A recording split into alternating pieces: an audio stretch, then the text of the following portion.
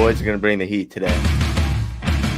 As the leader of the Booner Pack, I lead from the front. All right, boys. Lock in. It's our core foundation, man. Grit. I'm fired up. I'm fired the f*** up, boys. It's pumping right now. It's got my juices pumping, boys.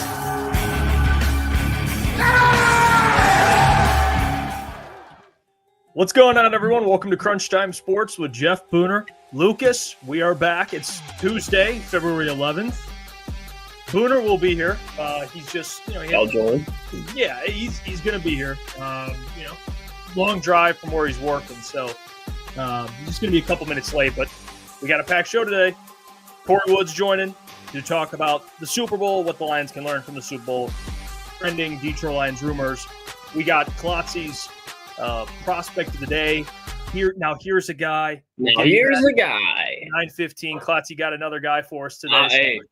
I'm excited for this one. We talked about Ivy last week, but I think this defensive end is a realistic option. Second, third round guy again. Not going to be the guy you're looking for at the cream of the crop at the 28th pick, moving up. It's not one of those guys, but second, third round, somebody I would love Brad Holmes to bring home. But good day. Stan's about to be playing a little bit here. But yeah, good day, Hefe. Good day. Can't wait to have Kory on. Yeah, I got the Pistons on in the background right here. I got them up, so they're playing the Bulls. I did see someone, I think it was Xavier, out in Chicago. I think he said you could get good tickets for $14. Wow. That's where the Bulls are right now. To see a team like the Pistons, I mean, that's a little disrespectful. I mean, this is a good franchise now. This is a team that's competitive. This is a team that has Dennis Schroeder, the almighty backup point guard. And we'll get to the Pistons later in the show because Brandon Ingram just signed an extension with the Toronto Raptors. And I want your guys' thoughts on really just the now that I saw the number, do you wish he was a Piston? And we'll talk about the offseason heading in and kind of the playoff push, all that stuff, what the Pistons need to do and continue to do to, not only make the playoffs, but continue to get better. We'll get to that later. But right now, I do want to discuss something with you, Klotzy, and that is what I've been hearing a lot of today. Now that we're 2 days removed from the Super Bowl, you always see national media, what they're discussing, what they're talking about. Obviously, more national media, they're going to be talking about Mahomes and how, the race to beat Brady's over. He's going to be the center of conversation. But we see this a lot in the NFL. It's a copycat league, and every year, the Super Bowl winner, typically, there's teams that are looking at that said team, and saying, I want what they have. Let's copy what they do. You see it across sports, whether it's the Rams when they hired Sean McVay. Now everyone wants a young offensive guy, good offensive lines. Maybe a team wins a Super Bowl with a good offensive line. Now everyone wants a good offensive line, even though they should have already wanted a good offensive line. Or if a quarterback wins a Super Bowl that does something really well, everyone's trying to find a quarterback that does that very well. It's just how the league is, and you're seeing it actually, and I'll tie this to the Lions with Dan Campbell. Like Dan Campbell being the kind of leader of men, players coach, former player. You're seeing that a lot more now in the NFL. So it's not just Super Bowl winners. It's just in general, teams are copying each other.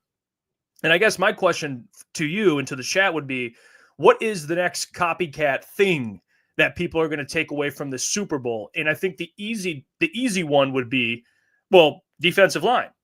It would be rushing for, being able to create pressure. Like that's obviously a big one, the importance of a defensive line. But I think there's other things that come out of the Super Bowl that are important as well. I think another one would be, again, I'm just telling you what NFL teams would be thinking here. Come on, because I was going to bring it up. It's a great segue. I think, and I'll let you choose maybe the one you think is the most relevant, or you think the one that I think you think teams will copy the most, or whatever. But I'm just going through some scenarios. I think another one, Saquon Barkley. I think having a running back like that to be able to rely on throughout the season, but especially in a big moment, he's such a threat that defenses are going to have to focus on him, and it takes some pressure off of things in the pass game. Again, what I think NFL teams will do. The other thing I'll throw in there, Klotzy, would potentially be the importance of a mobile quarterback. I mean, Jalen Hurts just ran for 70 yards, and he won Super Bowl MVP. And a lot of those scrambles, and I mean, anyone who's ever played football in their life, you know how frustrating it is when everything goes right defensively and play breaks down, quarterback scrambles for 20 yards. And it's the most defeating feeling on earth. It's like we did what we were supposed to do, and this dude took off for a 10-yard scramble to get a first down, and that's what Jalen Hurts did a lot. So you got the importance of having a mobile quarterback, maybe the revival potentially of running backs, and then you have the importance of a defense and a defensive line. Where would you go? What do you think? The one you love the most, or maybe one of those? Well, I think the one that's most important, and it should always be important because I think it's been a factor in every Super Bowl ever, is the defensive line. Like having that deep of a defensive line is always going to give you an advantage, especially if you have to go up against Brady or Mahomes. The only way you're going to beat them is making them uncomfortable. But the takeaway besides that, which I've been very big on, is I think we are entering a renaissance of the running back position. Because if you look, the Chiefs, they didn't even attempt to run the ball. They had Kareem Hunt and Isaiah Pacheco, 7th-round picking guy who was a free agent last year. And they brought him in because of the scheme. He was familiar with it, but wasn't a legit running back. You look at the teams that took the running back position seriously this offseason. I would say Lions pretty much already did, but when you look at just recently, I should say Bijan Robinson, Lions, but then, okay, now look at the Ravens. Now look at the Eagles. Now look at, they might have had team success, but what Joe Mixon was for the Houston Texans. Josh Jacobs with the Packers. All of these teams that leaned into their running back and their running game specifically had success. When you look at Jaden Daniels of the Washington Commanders, they might have not had an elite running back, but they had an elite running threat at the quarterback position, and then they had running backs to go with it. The running back position, I think, is going to skyrocket. You saw that it went down, and now wide receivers are more valuable, but now every team has 2 wide receivers, at least the good teams. But the team that has the more elite running back to go with the offensive line is going to control the ball better. You're going to keep Patrick Mahomes off the line of scrimmage. Saquon Barkley only had 50, 60 rushing yards in the Super Bowl, but you saw every play. Steve Spagnuolo, the greatest defensive coordinator in NFL history, arguably, was selling his defense out for Saquon Barkley, which made Devontae Smith, A.J. Brown, and Jalen Hurts very happy. They took full advantage of that. When you have Jalen Hurts throwing a 60-yard seam to Devontae Smith on a rope when they were just the least amount that had the least amount of passing yards in the NFL going into the playoffs over the last couple of weeks, that tells you something because even though Saquon wasn't making a huge impact on the ground, he was making a huge impact on that game. When you have Kareem Hunt, Isaiah Pacheco, you can stay in your base defense. Like Kareem Hunt might rip off a 15-yard run, but he is not running 60 yards down the field. Isaiah Pacheco, same thing. Saquon Barkley, Jahmyr Gibbs, those guys are. And that's why I think when you look at the NFL draft this year, like Ashton Gentry is going to be picked in the first round, probably top half of the first round, as he should, because he has that elite running back potential. I think we're now entering a stage where running back and wide receiver, the pay is still going to be a gap, I think. But I think you're going to see the importance. It's going to shrink. It's going to shrink because it's been so pass happy. How do you counter that with a good running game, an elite running game? So I love where the running back position is going. It's my favorite position to watch outside of probably, I think safeties are just fun to fucking watch because they're psycho. But like elite running backs, when you have elite running backs, you're going to have the quarterbacks. Like the quarterbacks are here. Now, if you can get a renaissance of the running back position, I'm all for it. I am all for it. You know what you're going to have to do? Re-sign him. Re-sign him. Because you can bring in Zach Moss. You can bring in Zach Moss and let Chase Brown develop because he's a good running back. Or you could take the position seriously and help your quarterback out. Do that one. Have a great player for 5, potentially 6, 7 years. Yeah, I will say Saquon Barkley is special. I'm not going to try and refute his ability, what he can do, especially on a stage like that. I think, my whole thing is I believe premier picks should be premier positions. I talked about that today. That's my philosophy. And you see Howie went and got Saquon, but he ain't drafting a running back. I mean, he's got Saquon Barkley. I don't mind it. Like for the Eagles, it was clear that a player like Saquon would be he's the piece to help them get over the top. Now, there's a lot more that goes into it. I think, and I see Paul's alive. If Jeff was Philly's GM, the Eagles wouldn't have Saquon. No, that's not. They'd have Kenneth Gainwell, and they'd probably have Marlon Mack in the backfield. They'll get the job done. But has Philly drafted? Has Howie wrote it? What if I counter your premier draft picks for premier positions, and I say premier draft picks for premier players? I think that fits the bill. Would you consider, and this is just being honest, would you consider Jahmyr Gibbs a premier player? I think we could both say yes. So you don't hate that pick. would we consider Jack Campbell a premier player? No, and it wasn't at a premier position either.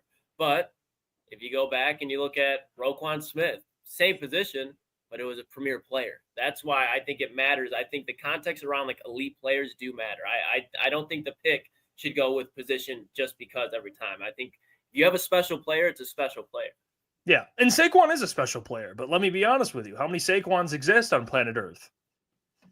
I mean, you could say the same thing about Justin Jefferson, though, or Jamar Chase. Like, there's Saquon's the best of the best, but there's another tier of, like, elite running backs, like, that are not there yet, but, like, Jameer will be there one day. When you look at Bijan, he could potentially be there one day. There's going to be more elite running backs because they're diversifying. Yeah, and I will say, I think for me, the big thing I think people should take away from the Super Bowl, the Eagles winning, is the importance of an offensive and defensive line. Like that should, and I love what Tyler said earlier, and I saved the comment, Tyler. It's a great comment. Tyler said, Eagles win was a return to fundamentals. Pressure with 4, strong run game, execute well, ball control, take care of the ball. But I think to add to that, to go back to the fundamentals, the importance of having a good offensive and defensive line. Like that is, you saw it literally broke the Chiefs not having a strong offensive line, but not just that, the defensive line for the Eagles was just so much better.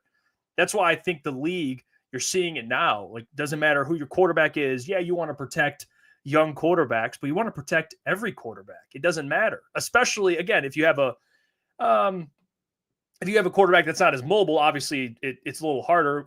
More mobility, you can kind of elude and make plays, but still, it all goes back to the same point. Like, you got to be able to protect your quarterback and you got to be able to get after the quarterback, especially in today's NFL where everything's, especially the rules favoring offense, favoring quarterbacks, like trying to protect the NFL's asset. Like, these big time quarterbacks is what they're all making the NFL tons of money. So they're trying to kind of limit, you can't destroy quarterbacks like you used to. And when you hit a quarterback sliding, it's a penalty and everyone hates you and you're the worst guy on planet Earth. It's not like it used to be.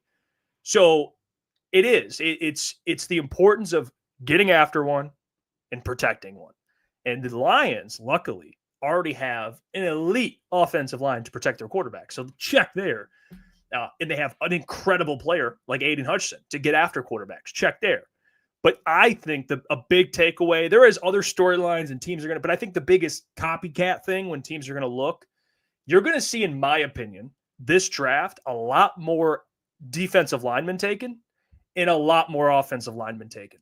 I think that's going to be the trend in this draft. Not only to mention this draft is deep with defensive linemen. It is so deep. There's probably, I was listening to Todd McShay, which shout out to him. He's back and he's got his own YouTube channel. I love listening to Todd McShay.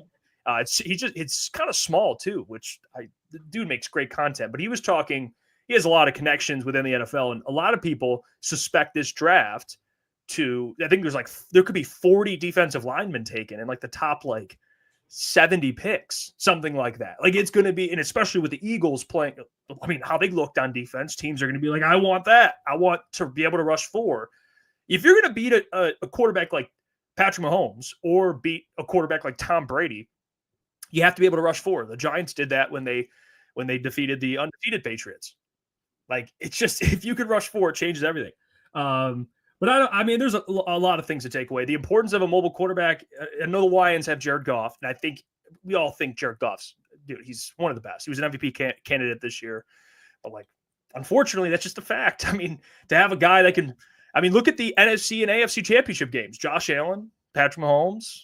Mahomes isn't a running quarterback, but he's mobile. In the playoffs, he is. In the AFC Championship game, he took over that game because of his legs. I think that's where, and I know Philly does have one, but that's where Sam Laporta comes in so crucial because he's a playmaker close to the line of scrimmage that's easy to get the ball to, and he can run after the catch. So the fact that the Lions do have that, because obviously we all wish Jared Goff could run a 4.5. He could break a 20-yard gain, 3rd and 9, roll in the pocket, pick up a first down. He's not that guy, but it's, again, we just talked about why Philly won that game. Obviously, Jalen Hurts' legs were, but the fundamentals, the fundamental part of football, Jared Goff has mastered. That's what he's elite at, is the fundamental mindset part of picking apart your defense. And when you have a roster like the Detroit Lions, the offensive line with the playmakers, I don't think there's any question if the Lions were to get to the Super Bowl, it's the offense that I'm questioning. I know that's kind of ironic to say following this year, what happened. But at the end of the day, they're going to learn from that moment. And I think Jared Goff, he's been shown that in big games he does show up. Didn't happen this year, but I don't think you can just instantly write that off. The Lions will be in the Super Bowl here sooner rather than later. And the offense is not what I'm worried about. What I am worried about is that defense, because for 3, 4, and now we're going to see in year 5 with Brad Holmes, the defense has not been there. So the defense is the concern. I'm not worried about Jared Goff's mobility because he's proven he can play like a top 5 quarterback if the situation is asked. So Jared Goff's mobility, whatever. Hey, shout out to Jason for the membership, 5 months, Crunch Time membership. Happy Tuesday, boys. Appreciate you, Jason. I want to welcome in our special guest, joins the show. He's been joining every week. Love talking to him. Love picking his brain, especially after the Super Bowl now. A lot of relevant conversations, and Kory's a real one. You know, these fake guys out here unfollowing me, not liking what I'm saying. Kory hit me up. He's like, I got you. I'm joining the show. He's a real friend. So let's bring him on. Covers the Detroit Lions for MLive.com. That is Mr. Kory Woods. Kory, how we doing? Yo, what's the deal? How's it going? I mean, okay, correct. These buffs are the what are? Give me the correction. They're wires. Wires. Jesus. Okay, you know what? Wires. I think this is the third time we've had to have this conversation. It's the wire. Yeah. I'll educate you real quick. So you see these are wires because they're wire. Yep. They're wire frame. The buffs, they're made out of buffalo horn. Yeah. That's it. I mean, you clearly can tell I don't own a pair of those. But Kory, hey, let me ask you, Jeff. let me ask you, because we talked about it yesterday, and I think that's really been the conversation amongst all Lions fans lately, is what the Lions can learn from the Super Bowl, the Eagles, and what they were able to do. From you watching this team, covering this team all year, what is something you think the Lions should learn from watching the Philadelphia Eagles beat the Chiefs, take down Mahomes? I don't think there is anything per se that the Lions need to necessarily learn from them. I mean, if you look at the way that Brad Holmes has been building this team since he's arrived in Detroit, I mean, they took the team from where they were from Matt Patricia from 3 wins to 9 wins to 12 to 15. So, I mean, I don't think there's necessarily anything he needs to learn. There just may be some approaches that he needs to alter because, I mean, we've seen Brad Holmes, go in the draft and be very defensive heavy. I mean, they got Rakestraw and Arnold last year. I mean, when he first got here, I mean, they were getting guys like Owens Enrique. I mean, you went high and got Aiden Hutchinson, Josh Pascal, Broderick Martin. I mean, they went and attacked that side of the ball. I think the problem for me, and this is just me personally, it's a personal philosophy I have, I don't like drafting injured guys.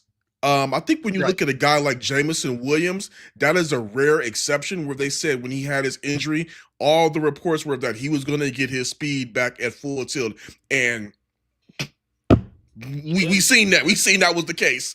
But but aside from that, I just don't like drafting guys that have an injury history or injury prone. I mean, the Eagles, they went ahead and got Nakobe Dean. He has some injury problems, but when you also have so many guys that are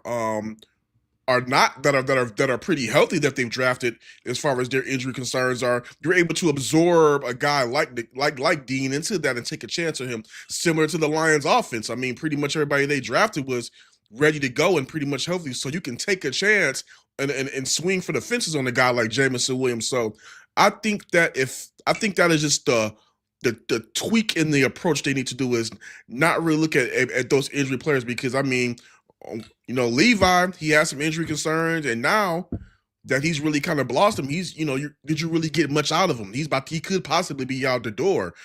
Josh Pascal, great guy to cover, but I mean, again, on and off the field hasn't been consistent. Marcus Davenport, they didn't draft him, but they signed him, and Davenport had injury concerns before he even came to Detroit, so it was pretty much on par when he went down as soon as he got in. I think that right now with this Super Bowl window that they're in, you're not in a position to take a chance on guys that, okay, if we get him in here, we hope that he'll be ready by training camp. No, you can't do that right now. So I would say just not really learning anything from the Eagles. Just alter your approach a little bit to the guys that you're scouting and deciding to bring into the team. And Kory, I gotta ask, because I know you saw it. I saw that you did respond to it. I want to give you the floor here. I know Jeff, he had a tweet that went out. Was it yesterday, Jeff, or 2 days ago? Went very viral. What was your reaction, Jeff? If you want to pull up the tweet, you can. But Kory, I'm sure you remember what was said. What was your reaction to Jeff's tweet that he put out? Can you remind me? Because I kind of saw it in passing, but I didn't really like. Yeah, go ahead. Let me tell you, I got you. All right. So my thing, what do you make of this? Okay, my thing is, and I people think I hate Brad Holmes all of a sudden. I don't. I think Brad is an elite GM, and I have to keep saying that so people don't think I actually hate the man. But my thing and my problem, Kory, is now we're in year 5 and we're still looking for the answer, the other side of Hutch. And I think that's, if you had to pick something Brad's lacked, it's that. It's defensive lineman he's taking. And you mentioned Levi. I mean, Levi is an example, but you can go Josh Paschal. You can go Broderick being the only defensive lineman taking the previous year. Not last year, but the year prior. And he ain't looking good either. Broderick Martin. I think the only thing you really look at through Brad's tenure is like, okay, you took Aleem. Aleem worked out. It was a great pick, a 3rd-round talent. But besides Aleem and Aiden, you haven't really figured out the other side of Hutch. And I think in year 5 for a Super Bowl team, that's an issue. It has nothing to do with the injuries. Obviously, the injuries are unfortunate. But that's my biggest gripe with Brad is like Brad's great, but you're seeing all these teams like the Eagles prioritize defensive linemen every year. And Brad, we're still in year 5, and we don't have the other side of Hutch figured out. And I brought up Davenport. It's like that. We knew how that story ended. So what do you make of me, I guess, coming after that with Brad? It's just the defensive lineman thing. I mean, a handful of these guys have not panned out. Well, I mean, again, it kind of goes back to what I said. I mean, it's like he's addressed that side of the ball, but some of the guys that he went after, they've had injury concerns of their projects, and they're not right now. They're not in that window to be drafting guys that are projects that are in that kind of window. So again, that's just it. Kind of I don't disagree with you. It just kind of goes back to what I was saying about those guys have had injury concerns when they drafted them or when they signed them or went out and got them, and look what happened when they got here. I mean, I didn't understand the approach there, because what many people who were against those picks because of their injury history, that's what ended up happening when they got here. So I don't think you were necessarily wrong. I just think that if people don't really kind of look at it like, hey, yeah, Brad Holmes has done a sensational job building this team and finding those diamonds in the rough, but the players that he missed on, I mean, let's just be real. They've been misses. They haven't been contributors yet. So it's just one of those things that, I think that this is his first time in this. He's been a great scout, but this is his first time in the general manager role. And, look what he's done in 4 years. It's pretty successful. The best Lions, this is the best the Lions have looked consistently in my lifetime that I can kind of remember. So I just think that he just needs to approach and tweak a few things. Yeah, I mean, another player for me, and me and Klotz were kind of talking about it, is a guy like Ennis Rakestraw. And I've seen people talking about it too, because, you look at, and I hate to keep doing this, but it's relevant because of the Super Bowl. But for example, the Eagles take 2 DBs, Lions take 2 DBs. Both of their DBs, I get they have a way better defensive line. So I'm willing to give them slack, the Taron Arnold slack, because everyone's injured. He's out there. I mean, whatever. But Ennis Rakestraw, that's a 2nd-round pick, and Cooper DeJean, who was taken a little ahead of him. Like, at this point, what would, in your opinion, what would be a fair expectation of Ennis in his 2nd year? What should you expect? Because in my opinion, Kory, I think you would agree with this, 2nd-round picks in the NFL are valuable. Those are contributors. I mean, the Eagles' 2nd-round pick just had a pick 6 in the Super Bowl. What would be a fair expectation out of Ennis? Like, what's a good timeline before people start, throwing the bust word out or whatever? I would say by year 3, just to kind of see what it is. Because, I mean, the first year was basically a wash. Now you're coming into year 2. You're going to have a new coordinator. We got to see what that secondary is also going to look like. Are you going to be bringing back Carlton Davis? Because I believe Carlton Davis is also a big piece you got to bring back, even for Terrion Arnold. We see the potential in him. But when you still have a young two young corners like Arnold and Rakestraw, I still think you need a mentor back there in that secondary with them because, I mean, Joseph and Branch can't be their secondary. They're all in the same boat, basically, as far as age Right. and still learning and coming into this game. So I think what's going to be really key for them is if they can get somebody like Carlton Davis back or, see what kind of veteran corner is going to be out there on the market. I mean, I'm not trying to be funny here. If you can't get Carlton Davis back, if it gets too cheap, hey, Darius Slay, is he going to be available? Not sitting up here saying that he's going to be the end all be all, but again, now you have a guy that has been to a couple of Super Bowls, just won one, and he can be that, and he knows what it's like to be in Detroit. Didn't want to leave the place to begin with. I believe that it's looking like he could be one of those guys that parts away from the Eagles. Maybe you could kind of bring him back on a 1-year deal, small 2-year deal to kind of like serve as a mentor to these guys and be that starting corner opposite Terrion while you're still trying to bring along Rakestraw. I just think that that's going to be really important for their development and, not to really I don't think it'll be fair to put too much on Rakestraw because one thing's for certain, two things for sure. Rakestraw and Arnold cannot be your starting corners next season, day one. So, I mean, you got to go out there and get another got to go out there and get some veteran help in that secondary. And that will kind of like, I think, take a little bit of the pressure off of him.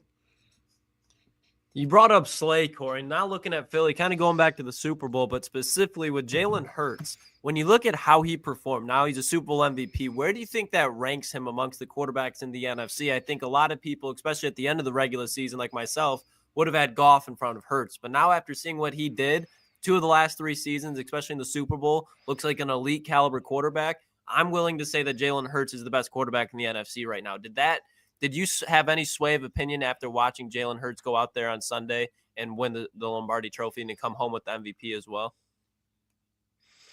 No, not really, because I already thought that Jalen Hurts was one of the top 2 or 3 quarterbacks in the NFC to begin with, regardless of what anybody else says. I mean, him winning Super Bowl MVP and in the fashion he did it didn't really do anything but confirm what I thought about him. The guy is just, he may not do it the way you like it, but at the end of the day, the guy is just an effing winner. That's all that matters. When it's gut check time, Jalen Hurts performs. It's just that simple. So, I mean, it didn't, the Super Bowl performed great, played some of the best ball I've seen him play in a while, but it didn't really do anything for me as far as my thought process about him. I still think he's, one of the top 2 or 3 quarterbacks, in there, up there, with Goff. Before we get you out of here, Kory, I want to ask you about teams in the NFC because obviously the Lions will be there. Eagles will obviously be the team to beat. Is there any other teams you think will kind of be in that conversation next year, or do you think it'll be a similar boat of this year where it's Eagles, Commanders, Lions, or is there anyone else you think will pop up, or any other team that you think Lions fans should be watching out for, whether it's in the division or in the NFC in general? Well, I mean, we got to see how this Myles Garrett sweepstakes pops out because first off, let's just put the Lions to the side for a little bit on this, just for one moment. If Myles Garrett does indeed get traded, we know good and darn well Browns are not going to trade that man inside the conference. You already have reports of the Commanders looking at him. There's stuff coming out there. I don't know how they will be able to do it, but they find a way to get their players somehow. There's talks about the Eagles. You got the don't let the Bears get them. Don't let the Packers get him. No. I mean, do you really want to see Myles Garrett and Montez Sweat twice a year? So, I think we got to see how that domino falls out. And again, you mentioned Commanders, you mentioned Eagles. I still think you got to look at the 49ers. Let's see how they come back when they get healthy. And they got their guy back. Robert Saleh's back as the defensive coordinator over there. Yeah. So, I mean, it could get really interesting. It could get really, really interesting in the NFC. That's why I think that I don't necessarily think the Lions have to go. If the Lions don't go all in from Myles Garrett, I don't think it would be the end of the world. but they definitely need to go ahead and get a pass rusher. There's some pass rushers that are going to be available out there on the free agent market that could probably cut them cheap. I know some people we're probably going to say the Eagles going to bring that guy back. The Eagles going to bring that guy back. Not necessarily. Some of these guys got their ring. They might be going ahead and trying to go get a payday. If you can't get Myles Garrett, hey, you need to be trying to find a way to get Josh Sweat. This guy is going to be like, 29 years old? I mean, 28, 29 years old when the season starts, maybe a little bit younger than that. We saw how he performed hey, maybe he's a little bit up there in age. Maybe see what Khalil Mack is talking about. Maybe get him on a 1-year deal. Chase Young. There are going to be some guys out there that are going to be available to them if they're not able to land that home run trade. But they gotta make a move, because the one thing you don't want is another year of seeing NFC teams make these trades, make these free agent signings, and everybody just so gung-ho on let Brad cook. Brad has been cooking for 4 years. Now it's time to turn the flame up a little bit and add more onto it. And again, this is no disrespect to what he's done. This is just saying, hey, add on to it. You've done a fantastic job. Even with some of the misses, nobody bats 1,000 in these drafts. But now it's time to go ahead and add more star power, add more playmakers. I know that the Lions are really focused on they got to fit the culture. And I'm not going to be too long, but I'm going to leave you with this. If your culture is that strong, you should be able to absorb players into your culture, and they fit that mentality. You had CJ Gardner-Johnson, even though he barely played, you still were able to bring a personality like that into your locker room, and it worked for as long as it worked. I don't think there's going to be too many guys with that big of a personality out there, but you should be able to bring, if it's a guy that's kind of like, on the fringe or whatnot, you should be able to bring some of those guys in that want to come and win. And some of these pass rushers that are going to be available to the Lions on the free agent market, they've either already won, or if they're looking to go to a place where they can contribute to a winner, and the Lions have the cap space and the ability to make it happen. Yeah, no, well said, Kory. I already had the main dish. I'm looking for some dessert now. All right, that's what I'm looking for, to your point. And it's not even just about not getting Myles. It's where he goes, which is the big one. So you nailed it, Kory. Appreciate you. Yes, that's the big thing. Yeah, especially the Commanders. No way, man. You can check out Kory at Kory Woods. Follow him. Does great work, Kory. We appreciate you as always, my friend. Thanks. There you go, Kory Woods joining the show. And let's bring in. And by the way, as always, brought to you guys by BetUS. Let's bring in Booner. He is here. Booner. Look at this. I mean, this guy looks like kind of looks like a mugshot. I mean, like we were talking about earlier. You can't say it's a mugshot for me. I mean, I would love to share with the world the mugshot that I got. That was a terrible picture today. Can I share that with the people, Klotz? Go for it. Hold on, let me see if I can do. I mean, that's one of the most ridiculous. I mean, I'm just sitting at work and I see Klotzy on the mainstream out here, and it was. I'm trying to pull it up. One of the funniest pictures I think I've ever seen in my life. Yeah, it was so that's not an exaggeration, too. Yeah, we were on Bleacher Report earlier, and Booner got a picture of Klotzy on the stream, and it did look. It looked rough. It looked like exactly what Booner was saying. It kind of looked like a mugshot. Toledo got to me. I finally snapped. Yeah, he's just sick of it all, dude. He's just sick of. He's sick of it all. There you go. Can you guys see this? It might share the top of my screen, which is fine. Okay. Just over it, bro. Oh my god, that's Klotzy. I mean, the left eye looks like it's just droopy, like you're drunk.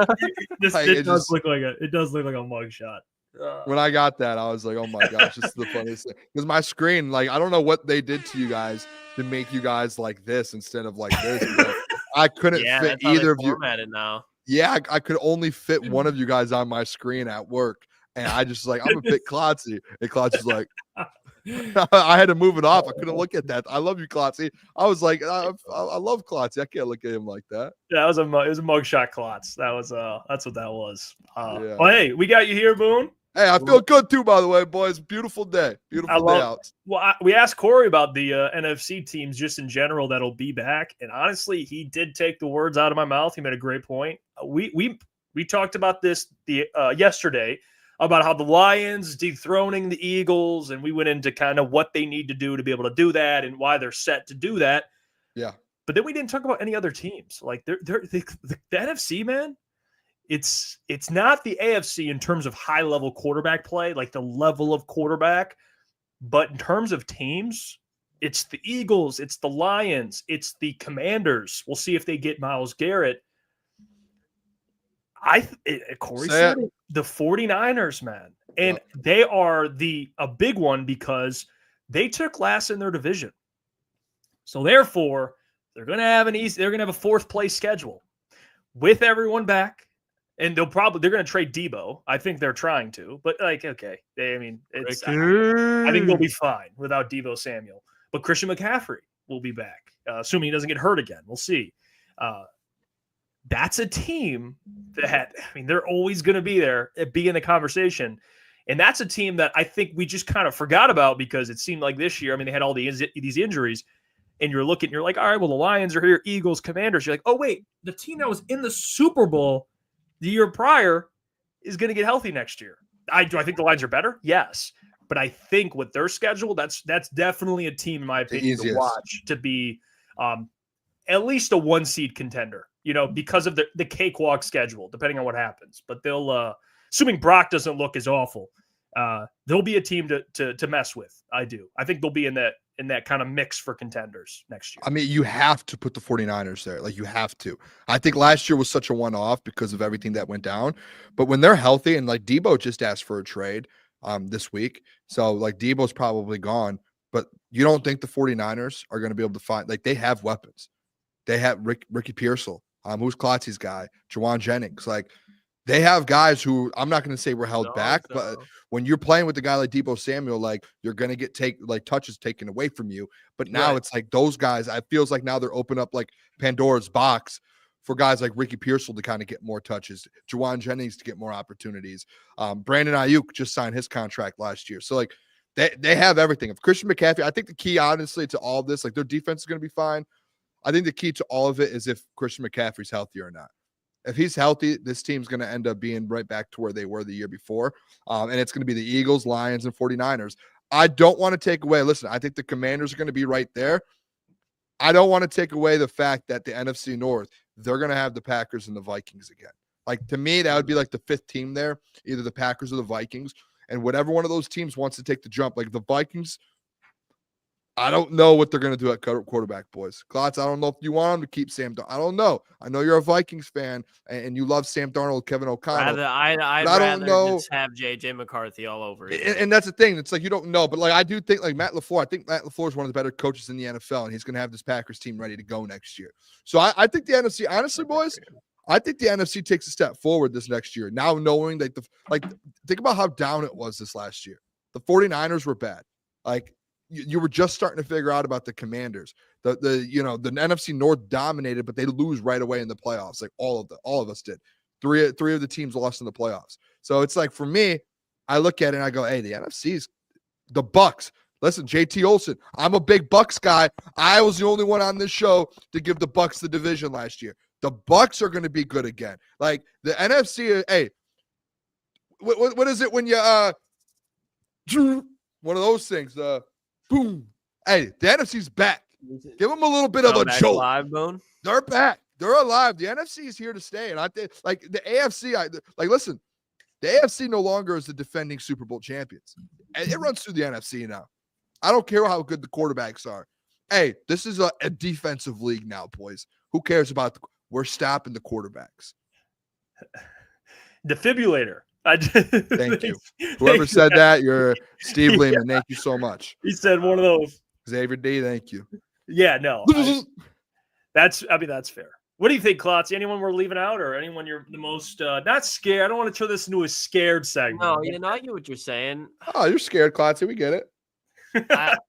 There's something that, like, if they add a couple pieces on defense and one more wide receiver and they keep Kyle around, I think the Cardinals could be a legitimate team this year. Just because I like what Jonathan Gannon's got going on. I do. I think you saw the steps from year 1 to 2. You're going to see another step forward in year 3. I think all they need is really another wide receiver. Like Trey McBride's going to fall in the end zone this year. I expect a big year out of him. When you look at Marvin Harrison on the outside, James Conner's going to be solid, but I think they'll try to add another piece around him. Comes down to protecting Kyler. Jonathan Gannon will have that defense humming.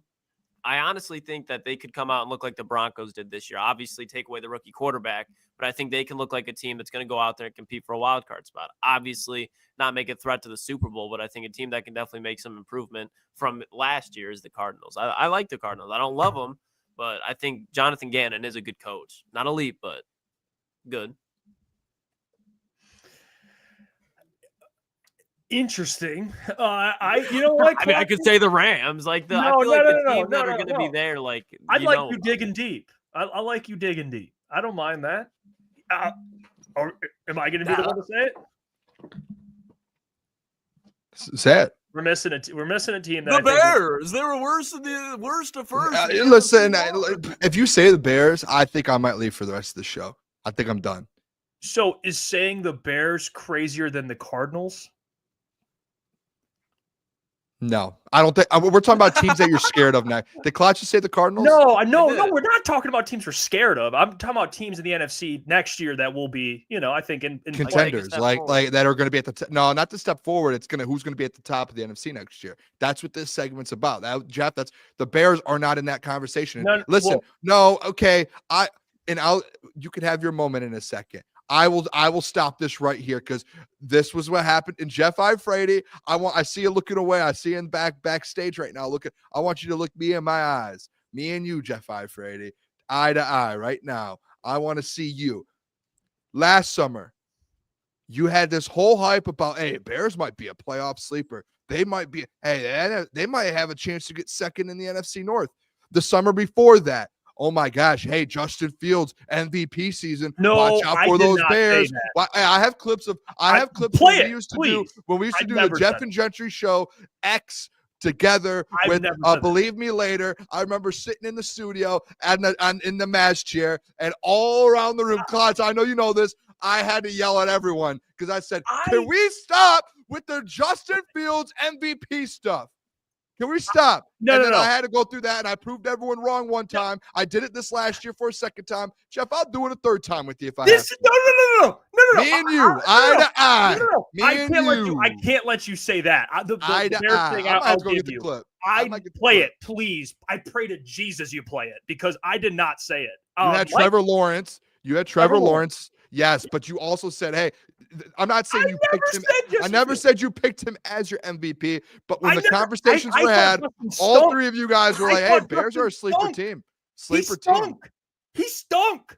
I said that. That's what I was told.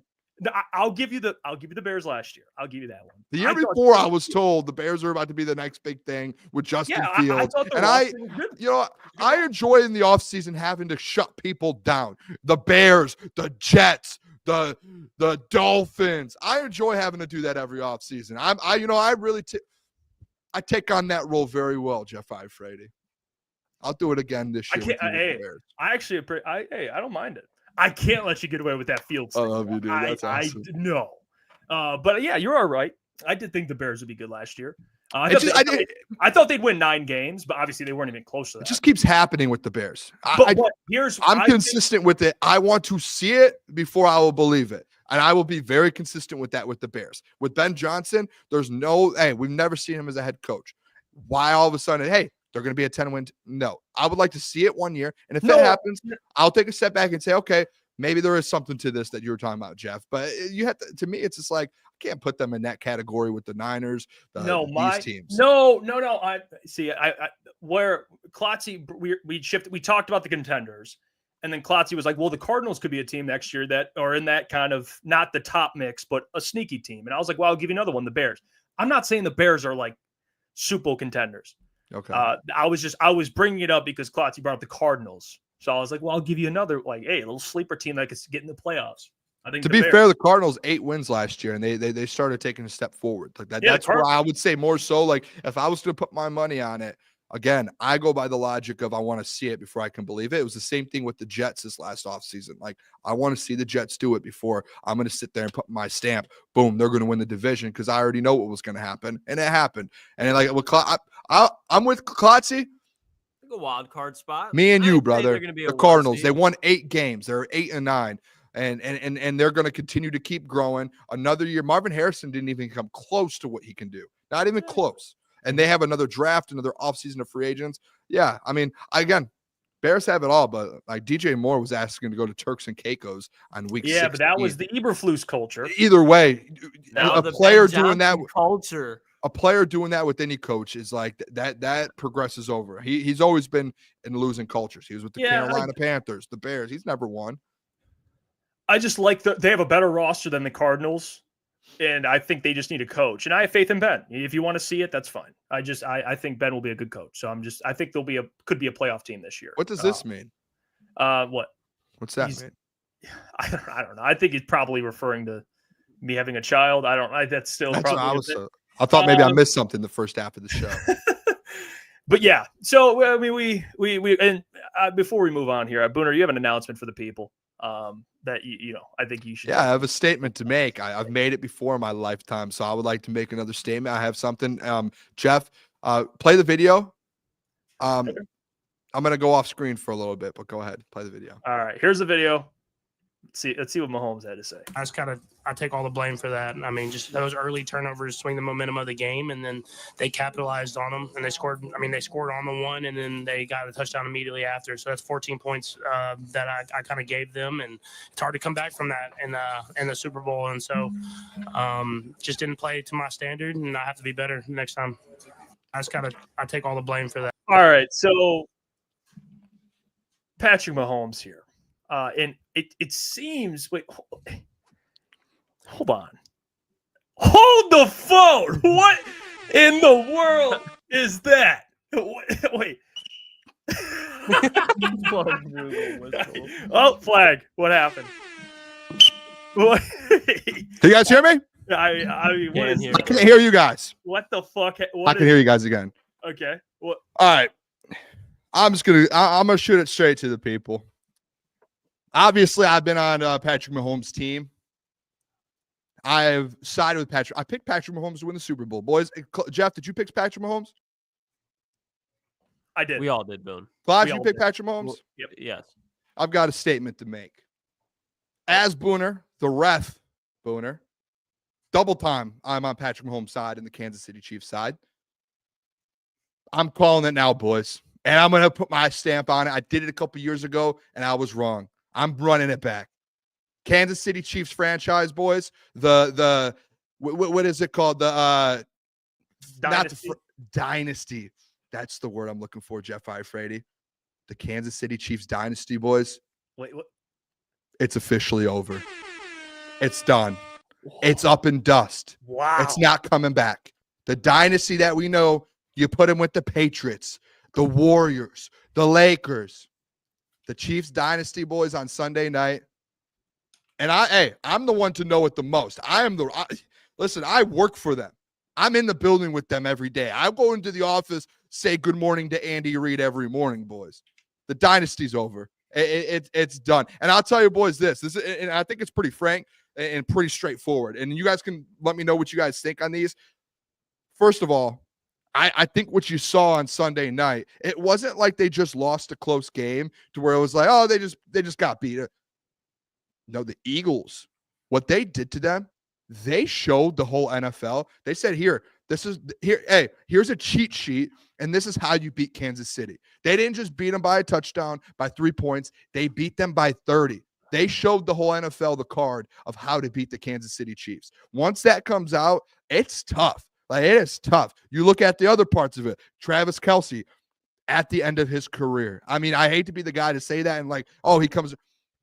I think it's very well known that he had a lot of career lows this year. He doesn't look like the Travis Kelce that you saw. How you saw Gronk with those Patriots team just keep coming back and keep dominating. Like Kelce isn't doing that. And I think it was like, it's pretty obvious. The O-line boys on Sunday night, like you saw that. Jeff, what did we talk about during the stream? We saw those weaknesses, didn't we? Like a good D line. What happens? They got dominated. And Patrick Mahomes just kept getting sacked. Chris Jones, I know he's had a good year or two. He's going to start getting older at some point, boys. Like these pillars that they have. I'm going to take this hat off because it's annoying. But these pillars that this team has, boys, just like the Lions have their pillars, they're starting to get old. They're starting to kind of push that thread. And it's like, hey, you saw the Patriots when they were in their dynasty. They went a couple years without it. What did they do? Matt Patricia, I know we hate him, but he just talked about it during Super Bowl week. They found a way to reload. They reloaded. Can the Chiefs do that? I don't know. But as of right now, this current team that's gone to 5 of the last 7 Super Bowls, that team to me, they're past. They need to go reload. They need to go find the next Travis Kelce, the next guy, and they need to find that. And if they don't, they're not going to keep going to 5 of the last 7. And then the last part of it all, boys, that really sticks out to me, this team didn't really dominate anyone this year, did they, boys? Like this Chief, they did not look like the Kansas City Chiefs of old. I give Klotz some credit for this too, because he kept telling us they were in 12. However many games they won, whatever it was, 16, 17 total. 12 of those games was a one-possession game. They were 11th in point differential for the season in the NFL. It wasn't like they were top 5, 7th, 8th, this, that. No, they were in absolute battles. And yes, it came down to it to where Andy Reid and them were able to find ways to get it done.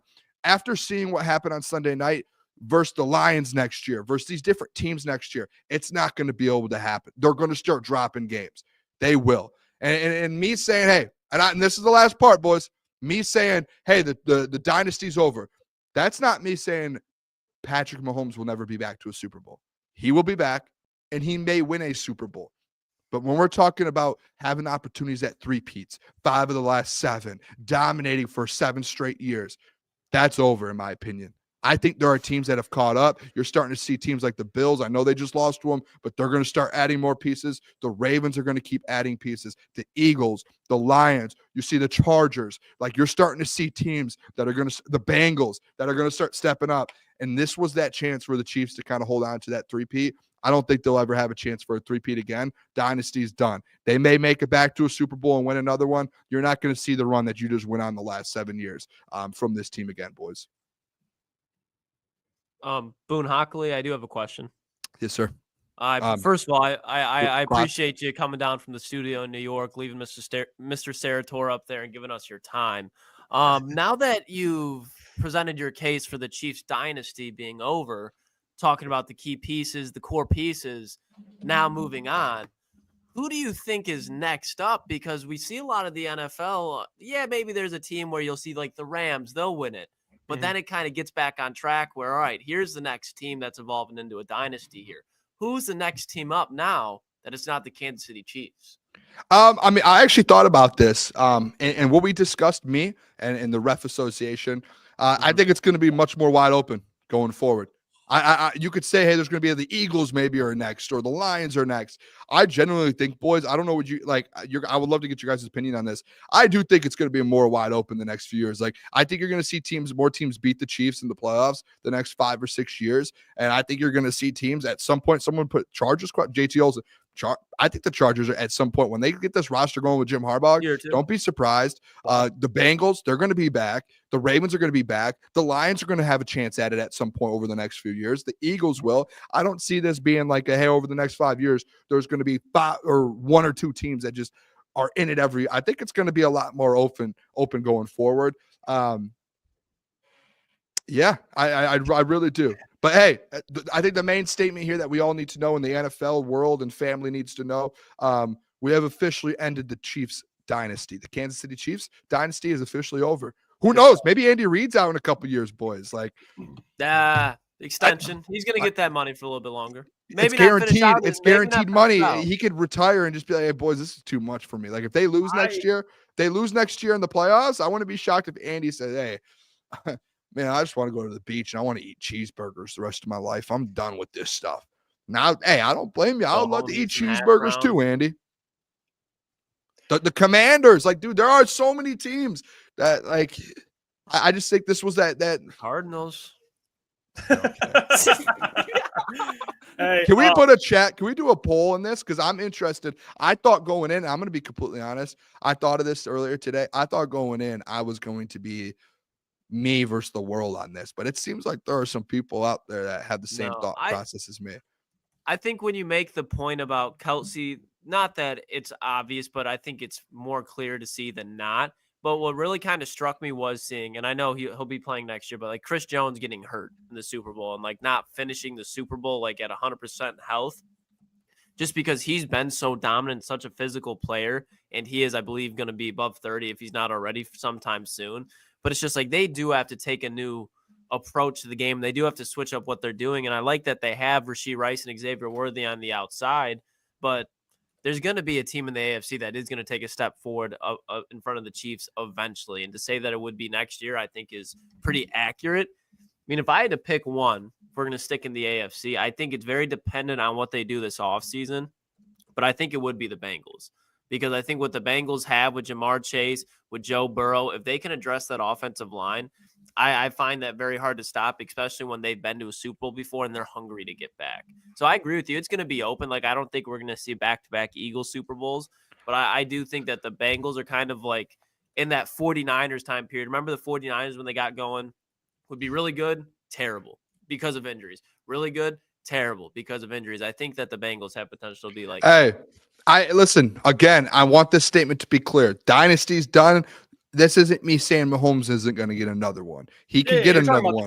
Dynasty, though. And again, like on top of that, too, like we saw Brady. I can't remember who said it, but someone had just brought up, like, with Brady, after they lose, typically everyone instantly is like, they're going to be back next year. Like, Tom Brady and the Patriots will be back next season. And if they lost one, they're going to win it next year. Like, that was just a well-known thing. Is that a thing for the Chiefs? Like, no, like, I think there's a lot of questions with this team to where it was like, they did not dominate all year. They might have won 15, 14 games, 11th in point differential. They were in one possession games. They had a million calls go their way, whether it was rigged or not. They just had a lot of calls go their way. There's a question where it's like, that's different than what the Patriots were going through. And you still have the best quarterback in the NFL, but again, like, how well did he played well this year and they won, but like, were his stats up to that par? Like he was like 7th in MVP voting. I'm not saying he can't get back there, but I'm just saying, like, you know, you could see a little bit of a downwards trend here with this Chiefs team from this season compared to the past. No, I think I'm processing what you're saying, Boone. I agree with you that when you have Mahomes in a league driven by quarterbacks, I think it's fair to say that he will be back. Okay, he will win more. But when you talk about a dynasty, the comparison that comes to my mind immediately, and I'll compare it across sports, would be the Golden State Warriors, for example. Like, you look at what they were able to do in the time they were dominant.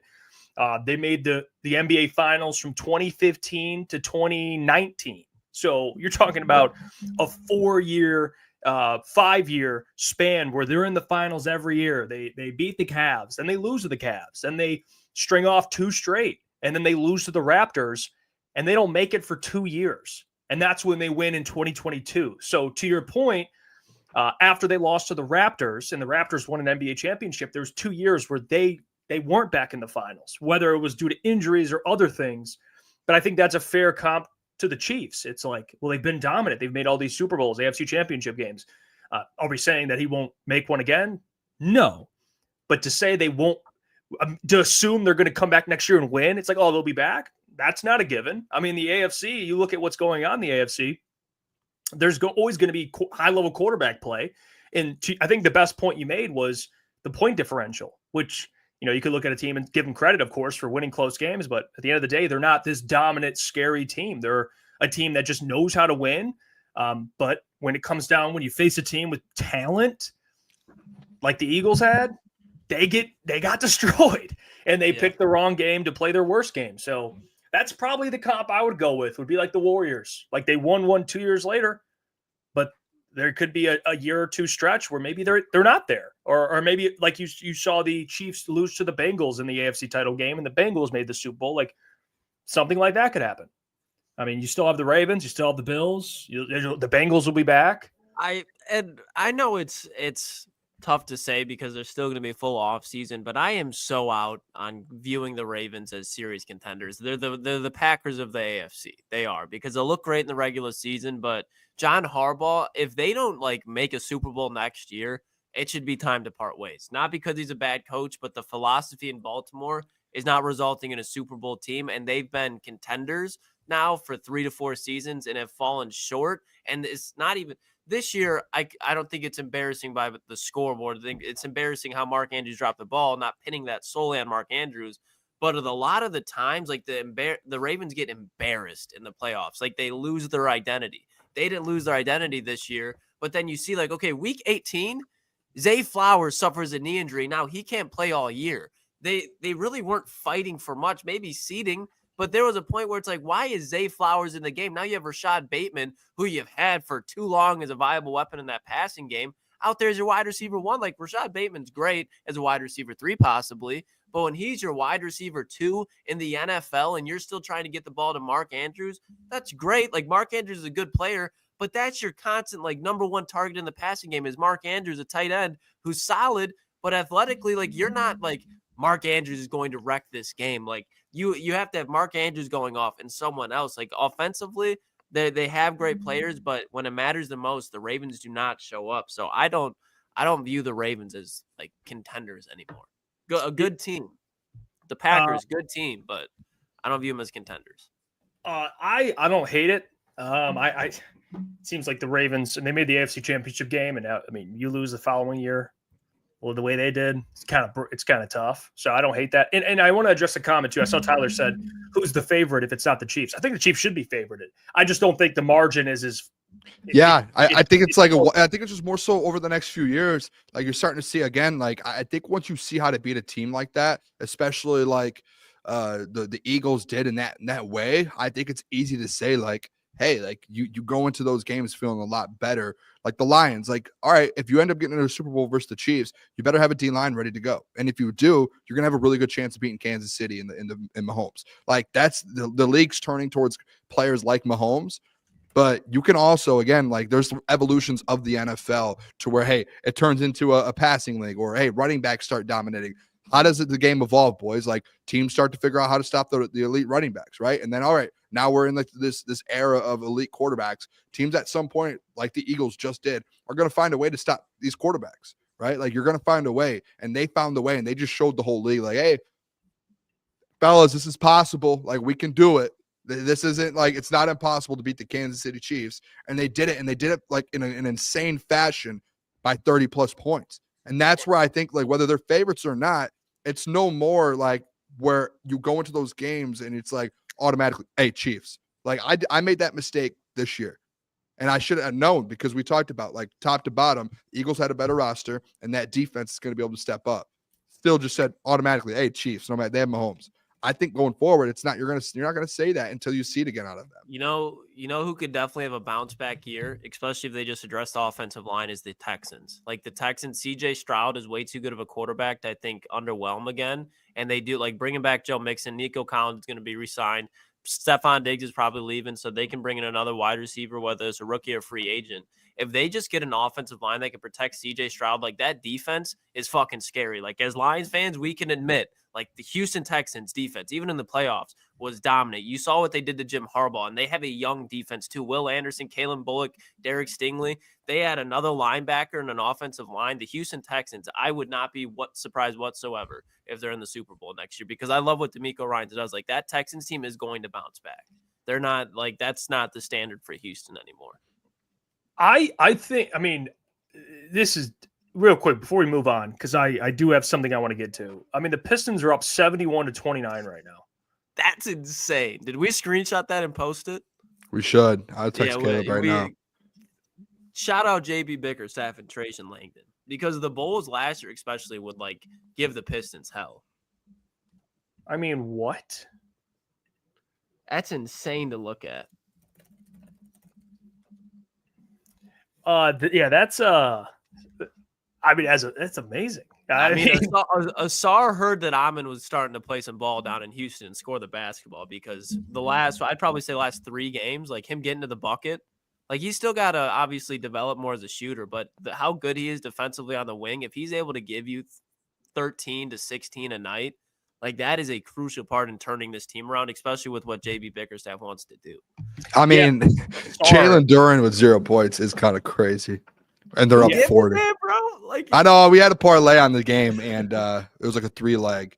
I had my bonus bet from the DraftKings, and I was like, they're gonna win this game. I should have just done money line with Cade. I had another leg or another parlay with Cade scoring 20. I don't think it's gonna happen. I mean, there's still another half. It just depends on if they want to play these guys.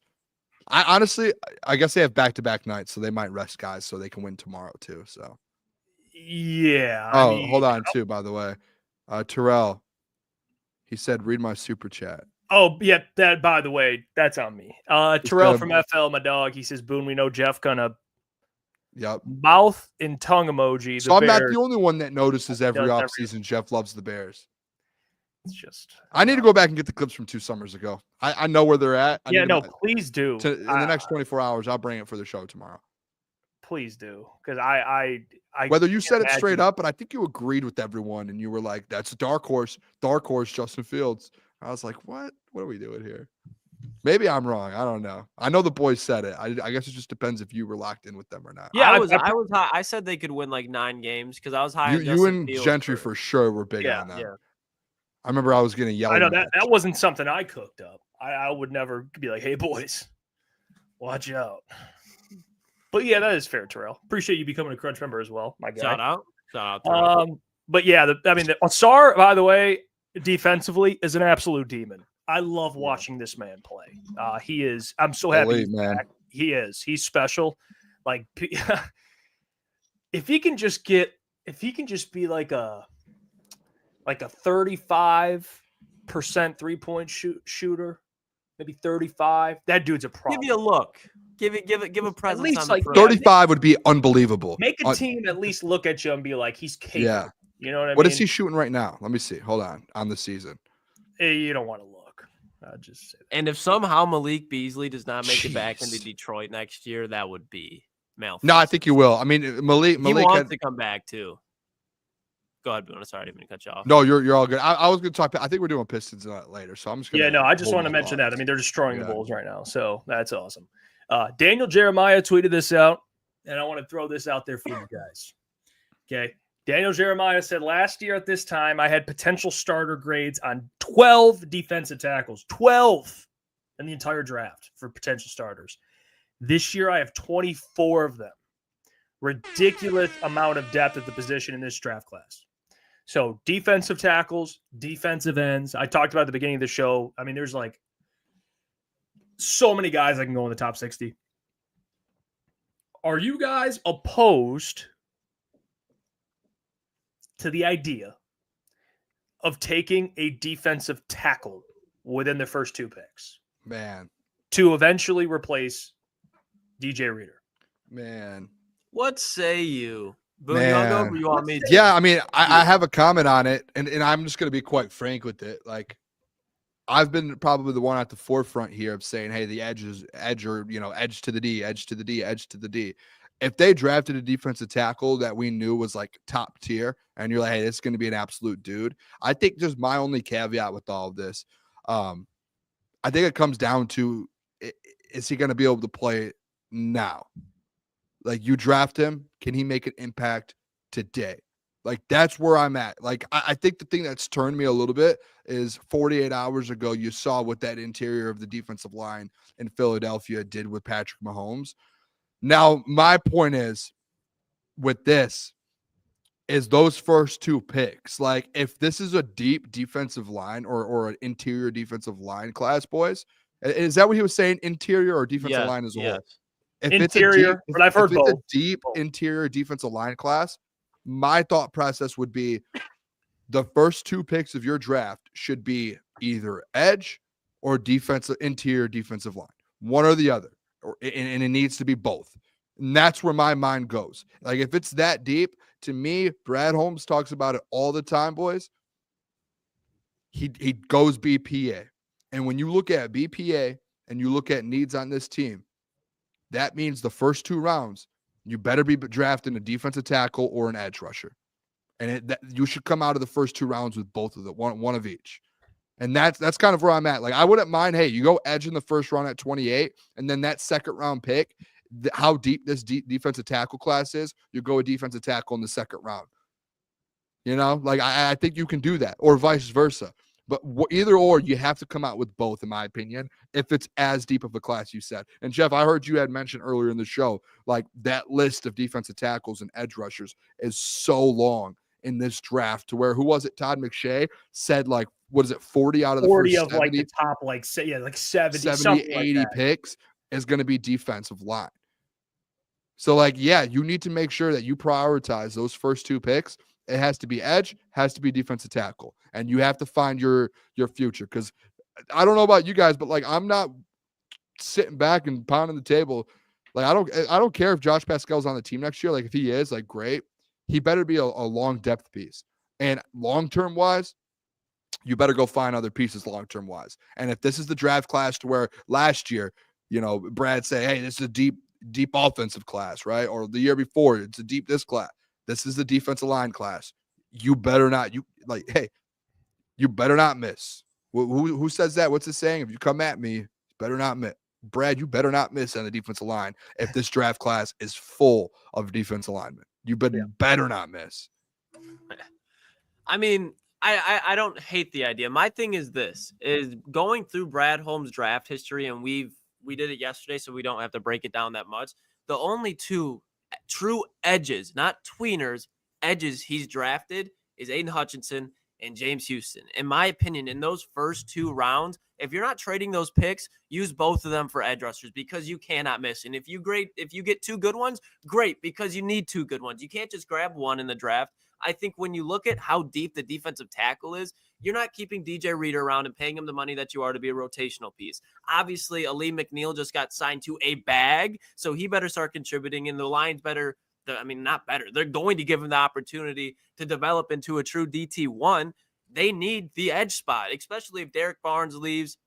They bring him at the Sam spot. They'll drop him down. Going to have a new face there. That edge has to be it doesn't have to be Aiden Hutchinson, but it has to be damn good because when you look at mobile quarterbacks, Aleem McNeil can get to a mobile quarterback and push him to the outside to Aiden Hutchinson. But if we have another like second-round pick that's all right on the opposite side of Aiden Hutchinson, that does concern me as far as winning a Super Bowl. Can you win 13, 14 games again? Sure, but when it comes to winning a Super Bowl, having a rookie out there or Zadarius Smith, I think you need to have 2 or 3 guys on a rotation that are fresh if you're not going to go get a Myles Garrett that are legitimate on the opposite of Aiden Hutchinson.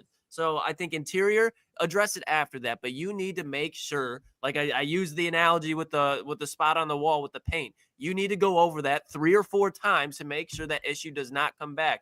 You drafted Mekhi Wingo. If you really want to, which I'm not opposed to, I know I brag on him or I'm harsh on him all the time, but Levi Onwuzurike, if you want to bring him back to be a rotational defensive tackle, he's not going to cost you that much. I think defensive tackle depth-wise, you can address in the 3rd and 4th round, but you're looking for a starting edge and a depth edge, and this draft is great for those. Get it in the first 2 rounds. Well, I think, if you're going to get a defensive tackle, in my opinion, you're probably going to go in the 2nd round and get one of those guys. I actually don't mind it. I mean, DJ Reader's only under contract for 1 more year. So, yeah. And he's getting a little older. He's not old, but I don't know if they'll re-sign him. And even if they do, I'd like someone behind him that you really like, a true, that nose tackle, because Mekhi's he ain't going to play that position. Maybe Aleem, but that's probably not what they prefer. So go get somebody, a true nose tackle that's got some of that upside to getting after the quarterback. And there's probably going to be someone in the 2nd round. I mean, we talked about this earlier, but I wouldn't mind it. I don't know about the 1st round. I depends on who it is. It would have to be a very good player. Like if a Kenneth Grant. I think it depends on how the draft falls, Jeff. Yeah. Like if an elite defensive tackle falls to you and you're like, oh my gosh, like, or if there's a chance you could trade up a couple picks and get a Kenneth Grant or like one of these like game changers of a defensive tackle. Kenneth Grant would be. Yeah, like you have to do it. And that's why I think the draft, it's so hard to figure out because a guy can fall and you're like, oh my gosh, like we never even thought we would have a chance at this guy. boom, he falls. And then it's the same thing with like the edge. It's like, all right, then you just have to prioritize edge in the second. Like, I think you have to go about that way. I've seen a lot of people too, by the way, and a lot of people that talk sports in Detroit, boys, talking about, and Diggity Dog said, trade up for Abdul. You're not trading up for Abdul Card. Like, it's not happening. He's going to be a top 5 pick. You're not, like, the chance of, like, you'd have to give up so much to trade. You'd have to trade at more. That point, you might as well get Myles Garrett Garrett. than Myles Garrett, probably. Yeah, it's unrealistic. And I've heard people on air in Detroit have that conversation, like, "Oh, trade up here." Like, people are acting like you could trade up into the teens or like the late top 10 and get Abdul. Like, it's not going to happen. It won't happen. It's impossible. Like, you have to be realistic.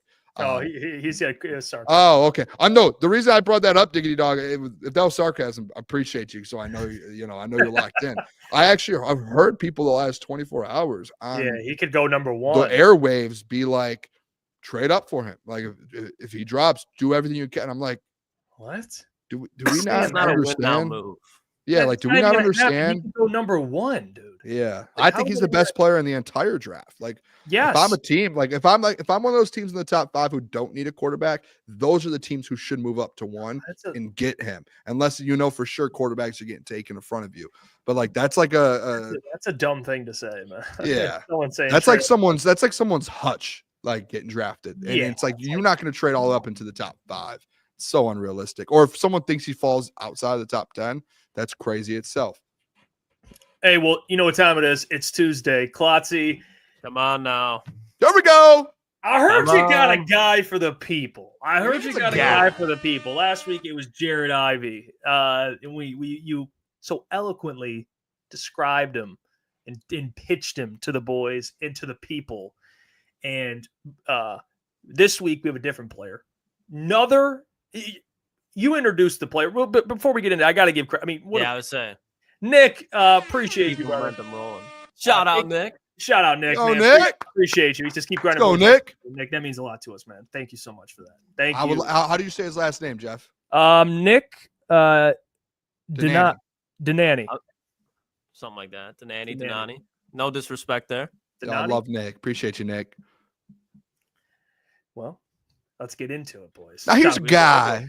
Now here's the guy, here's fella. a Now here's the guy. guy. We were just talking about the situation. If the Lions were to draft a defensive tackle in the first 2 rounds, like I said, I wouldn't be mad at, because you know who's probably going to be sitting there for Brad Holmes to trade up for in the second round, or could be potentially in the 3rd round?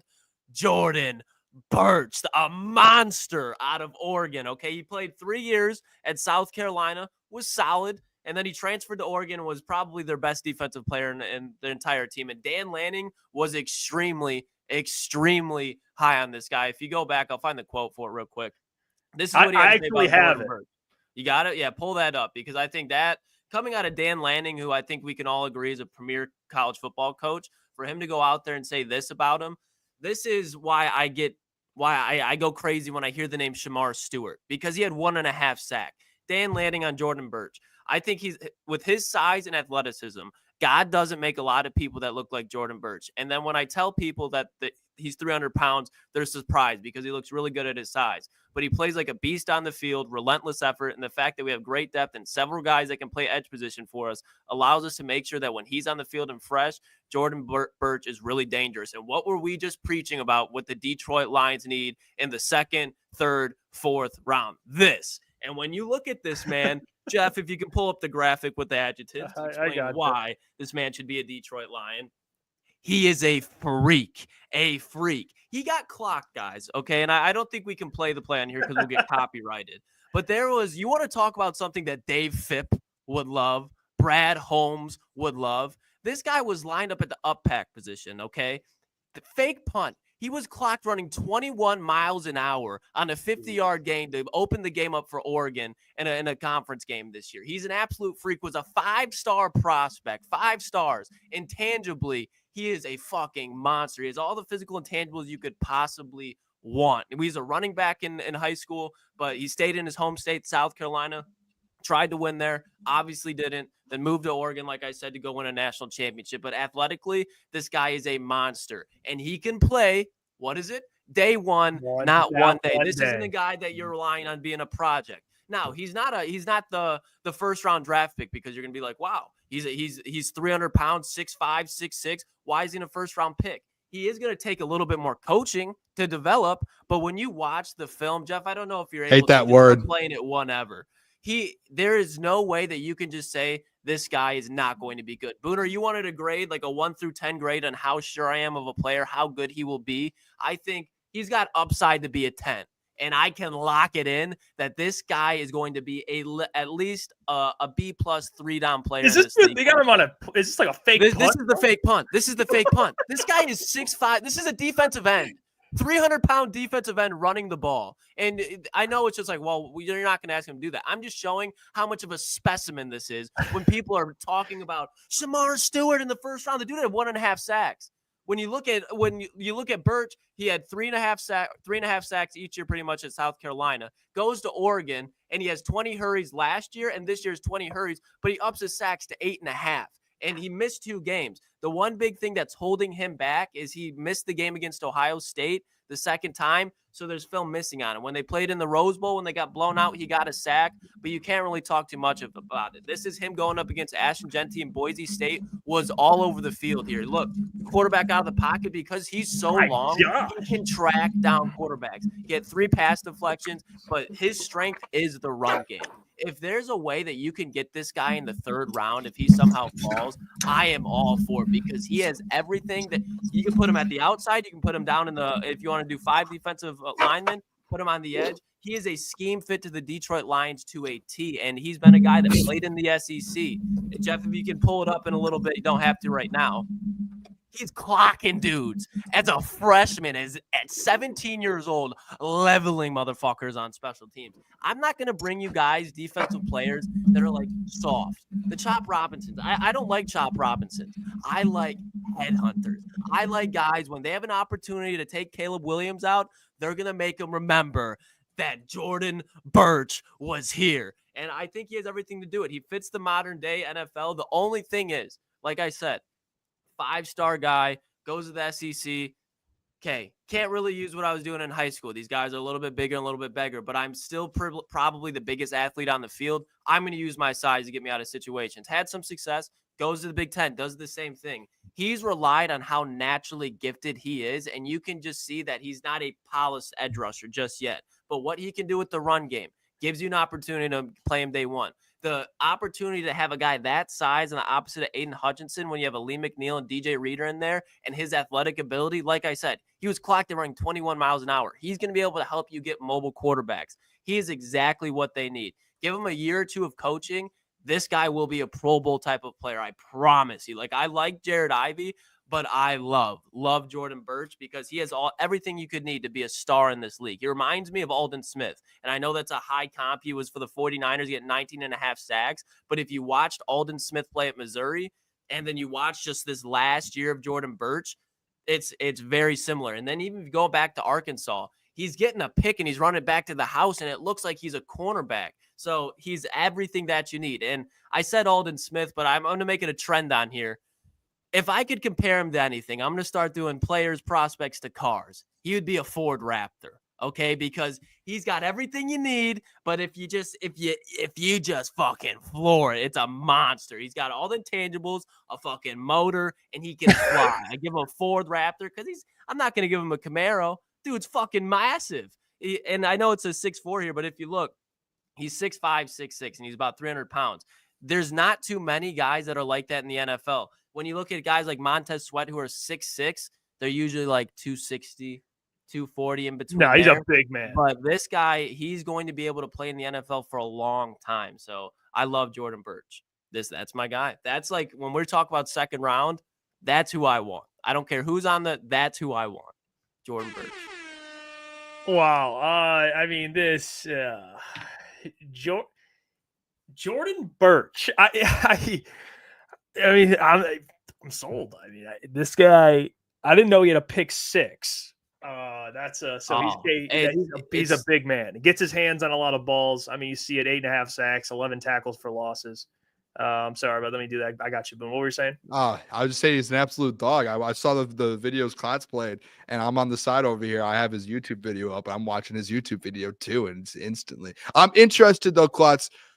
Is he? He's a tweener, right? Like, No, I mean he because can. I but watched if you, a lot of If you look, I'll pull it up just to be like a lot of his like, film. It looked like he was playing interior at times as well, which It's is because again, it's Oregon, they fine. do But have- in the NFL, it's can he play outside no, majority? yeah, of the that's why like when you have a 6'6" guy, especially like you can dominate, but it's so easy for offensive linemen, especially guards who are usually shorter, to get under you. When you're 6'6" on the edge and you're athletic, like that is a tough ask because most of his snaps, again, let me try to pull it up, probably take a second, but the majority of his snaps were outside of the tackle. And he was Okay. standing Yeah, I up guess- in a lot of his snaps. Like Well, he's like not this- somebody that you're going to put inside. Let me look up. Like he's an edge. Like he's like how they use Za'Darius, but imagine if Za'Darius was younger. Like he'd be in that role. If that makes sense. He's a power rusher, but he's got crazy athletic ability. He's a freak. You take Jordan Birch over Shamar Stewart 10 times out of 10, I- especially for the risk factor. Yeah, I don't know. I'd have to see. Yeah, I love him though. I like guys. Listen, I mean, he's got a high ceiling, and if he could play right away, I didn't like the fact at one point you did say develop or something. You mentioned Yeah. something about learning. I don't like that. But again, where you're picking at 28 or in the second round, like if you get a Kenneth Grant in the first round, and then this is the guy you get in the second round to where he can play right away, but he's going to have a little bit of a learning curve. Because at the end of the day, like realistically, you're not going to get an edge rusher unless you're in the top 10. That's going to be like a potential Pro Bowler right away. Like, yeah, that's just not Outside going of, to like, happen. Derek Maybe you can. TJ Watt went late. I don't know what his numbers were his year one, but like you might be able to get a guy. But I like it, Klotzy. If you get a D tackle and he's available in the second, Jordan Birch, I'm all in on that. Yeah, I because love he's this the guy that it's just he needs an offseason with Casey Rogers. You know what I mean? Because he's just been the biggest guy on the football field, and now you're going up against Lane Johnson, so that's not the case. So he's got to figure out a way to just refine his pass rushing moves where he can add finesse instead of just trying to bully dudes. Yeah, I mean, you said in here, absolute freak, day one, not one day, which I like. So he can come in and actually contribute. The Caleb Williams Hunter, is that like, that's just because If you go like it when he goes against mobile quarterbacks, his closing speed, Love because that. his strides are fucking crazy. Okay, Like so he can track down a quarterback, and nothing would make me happier than to see Jordan Birch just leveling Caleb Williams as he's trying to find Roma Dunze down the field. He sees Aiden Hutchinson get scared, but there's Jordan Birch putting him into the ground. Hunting him. That's what we want to see. I mean, yeah, you play at South Carolina, you play at Oregon. I mean, they love them. I will say, Klotzy, my pushback, and you're on the stand. For this. I was doing a little research. A couple injuries popping up with Jordan. Oh no. No. I want you to respond to it. If I'm pushing back and I'm saying, hey, Klotzy had a slight meniscus tweak last year, you know, maybe an ankle injury here or there. What do you say back to the critics if they say, well, Jordan Birch? How many games did he miss last year, Jeff? I think he missed the Ohio State game, one of them. Yep, so he missed one. Year prior, how many games did he miss? I don't know. He really, there's been no significant injury history with Jordan Birch. He's missed some games, but a lot of college players do. He's never had a significant injury while in college. Okay, then that's a good. All right, that's great. Where did you get your information at? He missed the Ohio State game. Oh no! I looked into the injuries. That is a big game. Saw meniscus.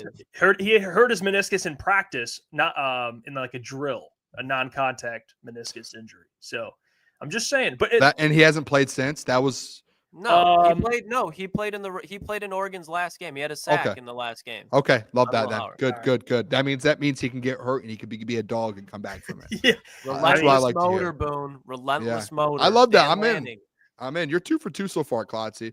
I was saying, Klotz, can I get a free agent next week? I want to. Yeah, if we can do free agents, I'd love to do that. That's we came up with the segment because you brought up Robert Spillane. I want a free agent too. Hey, give me a free agent. You've been 2 for 2 so far.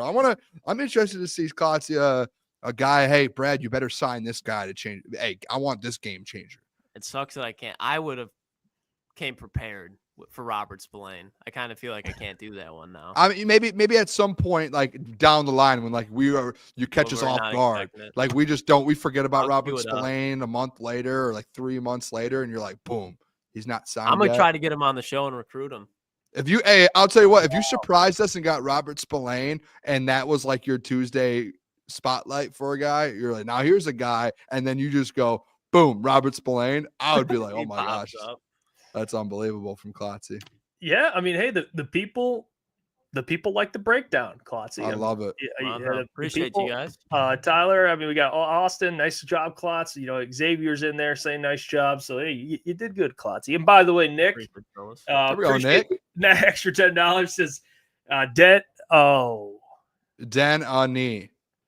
Denany or Denany. Denany. Yeah, Denany. Jeff was Jeff close. was close. Thanks. Hey, we appreciate you, Nick. Now we know Denany. Maybe we just butchered that again. Who knows? But hey, good job, Klotzy. I like that. Jordan Birch. These are guys that I'm not entirely familiar with. So, Yeah. you know, helps out. Yeah. I like that. Hey, Got a you stack let- on Nico. the Ivy guy. Hey, people are familiar of Ivy now around the state of Michigan. So there you And go. I'll Klotzy. post You something moved the tomorrow needle. for account too. I want to moved the use this needle. for the name. Come on, though. I'm Yeah, excited. you- I hope he's at the combine. I would expect him to be, but that's a guy like if he runs a fast 40, like he can go from early third to early second with how like close this defensive end class is. Yeah, I mean, Jared Ivey after Klotzy broke him down, he started trending. Yeah, I've And heard on Twitter. Yeah. I've heard people say Jared Ivey over the last 7 days since you've spoken about him, Klotzy. I think you moved the needle, Good brother. player. Good player. I think Bring you him moved the home. needle. That's Running big time. Rebel. Well, speaking of players moving the needle, did you see? I want to bring this up. Speaking of the Pistons, Oh, we're going Pistons now. Okay, here we go. Hey, get I- ready, boom. I want to show you guys this, and it could change your opinion. It could maybe not change your opinion. But for Pistons fans in the chat, when you see something like this, and Brandon Ingram signs a 3-year, $120 million contract extension with a franchise, the Toronto Raptors, who traded for him, does it move you any certain way? 3-year, $120 million, it's $40 million a year for a guy like Brandon Ingram. I think many people thought it'd be a longer deal. Does it alter anything for you with the deadline? Or are you still standing pat with, hey, it's not the time? There's still a team that's putting everything together. Because I'll say for me, makes it more intriguing. I was like, man, okay, I didn't know Brandon would sign that type of deal. But if I'm being honest, the more I thought about it, it doesn't really change that for me. Because $40 million to Brandon Ingram, who's a really good player. But I like where the Pistons are at. So I'm not losing sleep over it. But does it change anything for you, him getting that type of extension? You want to be honest? Of No. course. Don't care, to be honest. Like when I saw there were Pistons. Listen, I've learned this over the last few years. Don't let the what do they call it? The media. Don't let them convince you. The propaganda. Propaganda. machine. You see it in the government. You see it in all the. Don't let the NBA propaganda Political. expose you and twist your mind. Listen, the Pistons right now, they're in year one of their new regime. Look at year one of this regime and the year one of the last regime. I know they had the pieces from the last regime. They're in a very, very good spot right now. Very good spot. And they're winning games. They went and got Dennis Schroeder. And on top of that, you have Jaden Ivey, who's coming back from injury, maybe by the end of the season, by the playoffs. And if not, you have him for next year. My position on this is you're ahead of schedule. You have the opportunity to where you don't need to make a move that's going to change your franchise, give up all these picks, players, and sign a big deal like that. You can make the move in free agency. If you want to trade, if you really want to trade for a guy, you can make that trade in the offseason, and you can make those moves in the offseason. And then next year, you build up and you add another piece to what you already have without having to get rid and do all this. That's where I'm at with it. Because I think, Jeff, I mean, I said it. I didn't think they were going to win 30 games this year. They're at 27. They're going to be at 28 tonight. And then they play the Bulls tomorrow. They're going to probably be at 29. And they're not even at, that's before the All-Star break. They're going to be at 29 potentially.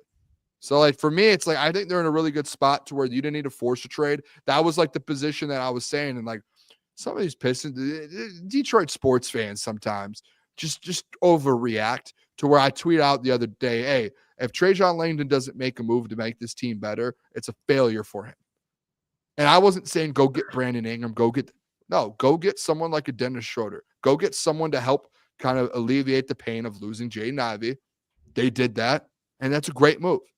It shows like he's a competent front office, a competent GM or whatever he is, a president of basketball operations. Yeah.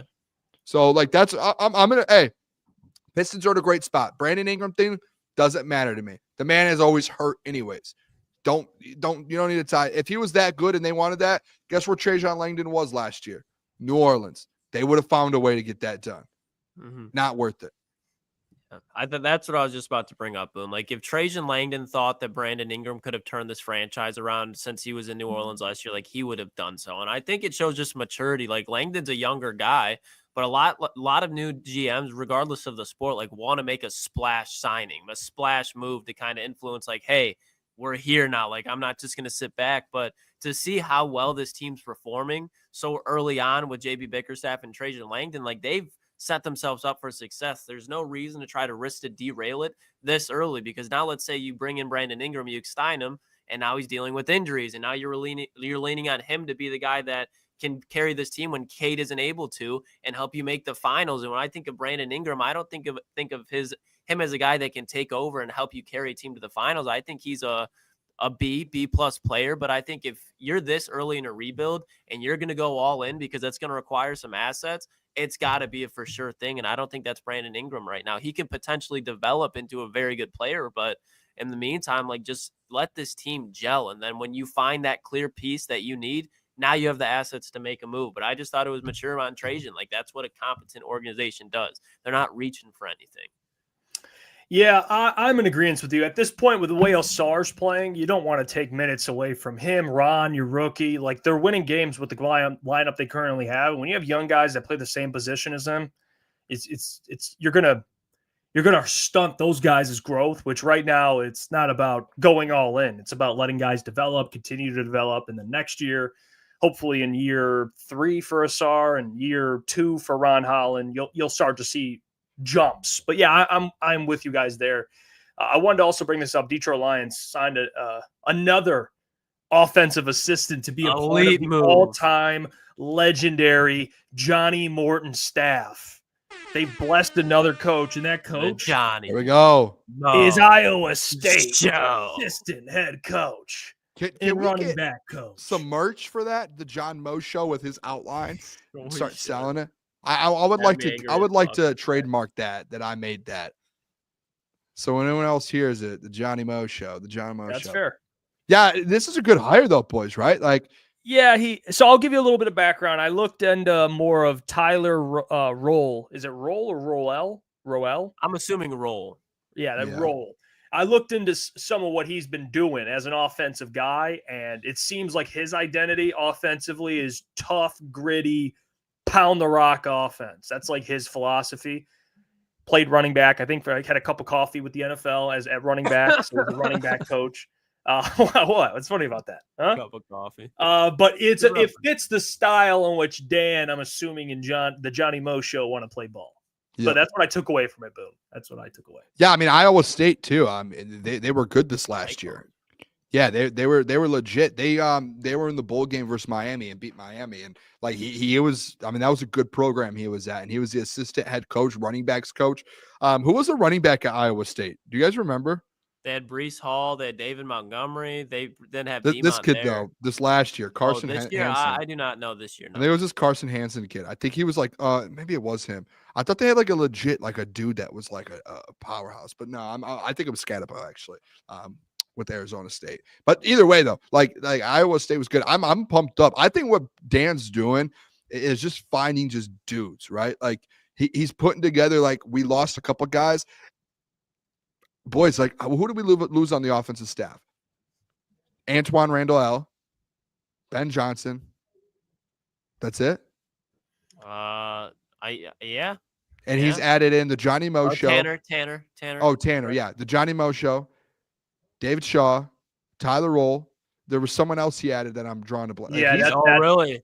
Bruce Gradkowski, the 419 Yeah, Bruce. legend. Hey, the Toledo man. Like, he's starting to add Disrespect. more pieces. Like, he's like, hey, I'm not just going to go replace these. I'm going to replace them with more guys and guys with experience. And that was what I was telling you, Jeff, about a couple weeks ago when all these hires were coming around. Was like, he's just getting experience. Like, guys that have that have been there, done that. And Well, this isn't a guy who's been in the league and has done that most likely, but he's not one of your head to sit. He was an offensive assistant coach, or no, he was an assistant head coach, and he's coming in just to be an offensive head assistant. Like, it's not like he's like, oh, he's the running backs coach or what. No, he's just an assistant. Like, hey, that's all. do what you got to do. But like, he was a dude at Iowa State. It looks like absolute. You're the assistant head coach. You got to be a dude. Well, you're the running backs. You got to be a dude. I love it.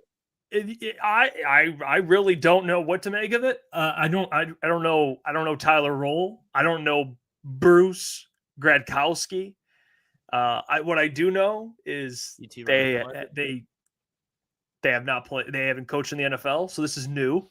But it's okay. Like, they're assistants, like you said, Boone. So I don't really know what much more to expect from that. But I just think it's good to put together a staff like this that is going to be absolute dogs. Like, you can easily go out there and be like, I mean, there are these guys in the NFL, and I'll call it what it is, that just hire guys. Like, they just hire dudes that just never were successful.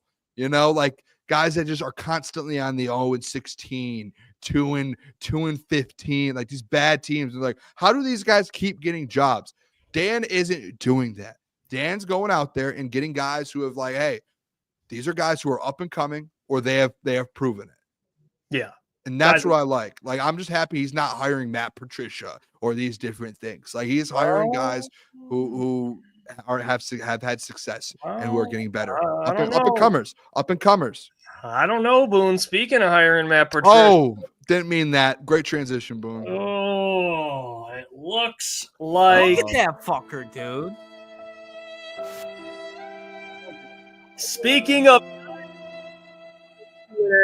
the one that never started, the Buckeyes national championship may be over.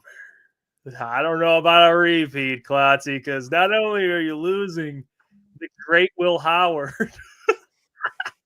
but you're also replacing your defensive coordinator who departed for the Penn State very fine program.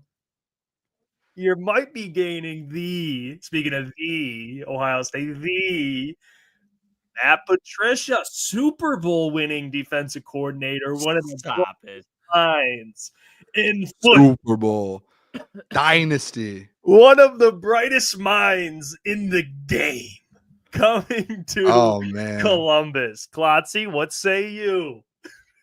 What say you? What say me? If Ryan Day couldn't find a way to piss me off more, he did it. To bring that fat slug, Boone, you just talked about it. How do these guys who just keep on losing slither their way in to a better job? I understand that you can go from being the NFL to a college coach and you can be successful. But if there's anybody who's not going to do that, it's Matt Patricia, okay? This whole defense in Ohio State is gone. They're leaving. All those guys are gone. The only move that could put me at ease through this whole fiasco at Ohio State that's been since the Michigan game, great highs, great lows, is Brian Hartline being OC. But you know what? He's going to be OC for a year. Then he's going to leave. He's going to take a head coaching job. And now you're going to be sitting with Ryan Day and his nuts out for 6 more years. Ohio State sold their soul for this national championship, and I'm happy because I could be a fan for that ride. Based on a bet that I did with co-host Booner here, I can't be a fan of Ohio State next year, and it could not have been better timing. Ryan Day, you're a fraud. You won a national championship. Congrats. Do not care. You're the Trent Dilfer of coaches in college football. You got carried there. Chip Kelly had 1 year with you and said, I am out of fucking here. He's an insecure loser. So I just do not like Ryan Day. Never have, never will. He can win another national championship. I will never like Ryan Day. And that slug Matricia, keep him out of Columbus. But I can promise he's going to be there. I can just see Ryan Day and Matt Patricia pregame. They got their beard dye. They're just going there in the locker room. They're probably listening to some Metallica or something, dyeing their beards jet black, focusing on what they should. That is be. crazy, dude. That was the best Ryan defense in Day, college Matt football, and you're bringing in Matt Patricia. Dude, that is unbelievable. That the fact that Ryan Day is like, yeah, but like what's crazy is Bill Belichick got the UNC job and didn't hire Matt Patricia. Like he's like, I'm bringing Steve. I'm getting my son. My son's gonna be my DC. I'm not getting Matt Patricia. And like they're close. Like you would think, like if he was gonna get a DC, it would probably be Matt Patricia at the college level. He couldn't even get the UN. He couldn't get. Bill Belichick didn't bring him on his staff at all at UNC at all. He's not anything there. I mean, but somehow he's interviewing for the Ohio State defensive coordinator position, coming off a national champ. That's crazy, man. What a world! Hey, what a world that this coaching carousel and that they're in, man. Like I actually, I'm sorry, Jeff. One last thing. Like I was watching the Barstool guys did a live show at the Super Bowl, and Matt Patricia showed up. And if you obviously you guys know Portnoy's a Patriots guy, so he knew Matt Patricia, and he asked him like, and this is how crazy like the coaching world is. It's like Matt Patricia, defensive minded head coach, a couple years ago, towards the end of Bill Belichick's tenure, when he had to, he stepped away. Bill Belichick made Matt Patricia his OC. Like, what type of world is that in the NFL where Matt Patricia's out there calling offensive and then he's a defense? Like, you know what I mean? Like, and he was in the Detroit. Like, just such a wild. It's such a wild world. I can't wrap my head around it, to be honest, boys. Klotzy, I mean, Chip Kelly, former NFL guy, seemed to work out. Yeah, just Chip Kelly. The dude won a national championship with Oregon. Matt Patricia, he was a head coach, and he was coaching Marcus Mariota, DeAnthony Thomas, LaMichael James, putting out product, winners. Chip Kelly's always been good, as a head coach in the NFL was a loser. Yeah, and he has the college pedigree. All right. Matt Patricia, I don't know. That's Bill Belichick, greatest defensive coach of all time. And now secure is DC. Congrats, bro. Nice, Matt. Now being led by I hope. All right, hey, Klotz, what do you say? Excuse me? Go Tar Heels. Excuse me. Go Heels. He did not just say, what was that? Excuse me. I didn't know what you wanted me to say. That was unbelievable, actually. I was like, dude, what? I was like, what? I think Matt Patricia's really got him in Dude did not just say it made me so mad, dude. Like, Never it's literally the like last option. Parlay hit, though. Shout out Cade Cunningham. Shout out Jalen Duren. Getting things in check. But when I cashed it on your parlay late, so I had to kind of throw around. I got Stans money line, SAR 10, Bees, 4 made threes, Cade 20, Jalen 10 boards. Smash. Oh, it's good, dude. I had a massive bonus bet that I could only place one bet, and it was a $42 bonus bet. You can't cash it out and you can't split it up. It has to be $42, like one straight bet. And I did the Pistons parlay. I did Cade 30 points and assists. He has 27. Asar 15 plus points, rebounds. He hit it. And then Jalen Duren 25 points, rebounds. The man has 15, and I just don't think he plays in the fourth. Yeah, I need 10 out of him. Somehow, maybe I get 10. Triples. He's my favorite Piston, boys. Like, Dude, Cade's he's so obviously fun the to best, watch. but like my favorite player to watch on the Pistons, Malik Beasley, outside of Cade, who obviously. Yeah, he's a bucket, man. Did you guys see this too? Aaron Glenn putting his foot down. No more Pat McAfee, he says. That's what Aaron Glenn told Aaron Rodgers. Said, all right, cut the shit. No McAfee weekly. You're not going to go and do this little tour gossip moment. All right. On McAfee, even though him and McAfee have actually established a pretty good relationship, and he's been always pretty cordial. I like listening to Rodgers on McAfee, but I also respect Aaron Glenn for being like, hey, this is the culture I want to set, and you're not gonna dictate this franchise. All right. We have a culture, and if you don't fit into that culture, get the hell out of here. And I think to be able to do that, you have to be a former player like Aaron Glenn. So I think too, like, I love this. Rodgers kept going on there, and like again, I watched it every week. It was entertaining, but part of the entertainment of it was majority of the time, I'd say 50% of the time, every other week that he would go on, like something was coming out of him in the news, or they're asking him about what's going on in the building there in New York when everything was havoc. Like like you don't really want all of that out there sometimes, especially when you're trying to rebuild and you're going through that. It seems like at points it's a distraction, even though like everyone does media. But the Rodgers stuff was constantly like the biggest in the news at the time. He would say something or do something, and like you could definitely tell. I think it was a smart move. I don't think it's bad going on the Pat McAfee show. I think guys should do it, but it definitely, like in New York, there's been a lot of things that have been happening, a lot of things, and it's like you need to alleviate everything if you want to be successful in New York. Yeah, That New York media going national with everything that's going on in the building is not going to work out. Sorry, Klotz. You weren't winning the AFC East with Aaron Rodgers. The Jets are clearly in a full rebuild, but they do have talent there. So if I'm the Jets, like where do they stand in the draft? Probably top 10, top 15. I don't know exactly. But for them, like, go sign a free agent quarterback, get another piece on that offensive line or wherever you feel need fit, but then go get a quarterback next year and just truly build this team up, because New York's not going to be something that's going to be turned over in a day, and Aaron Glenn being in Detroit knows that. So try to get as much assets as you can to try to go and compete with the Buffalo Bills to win your division first.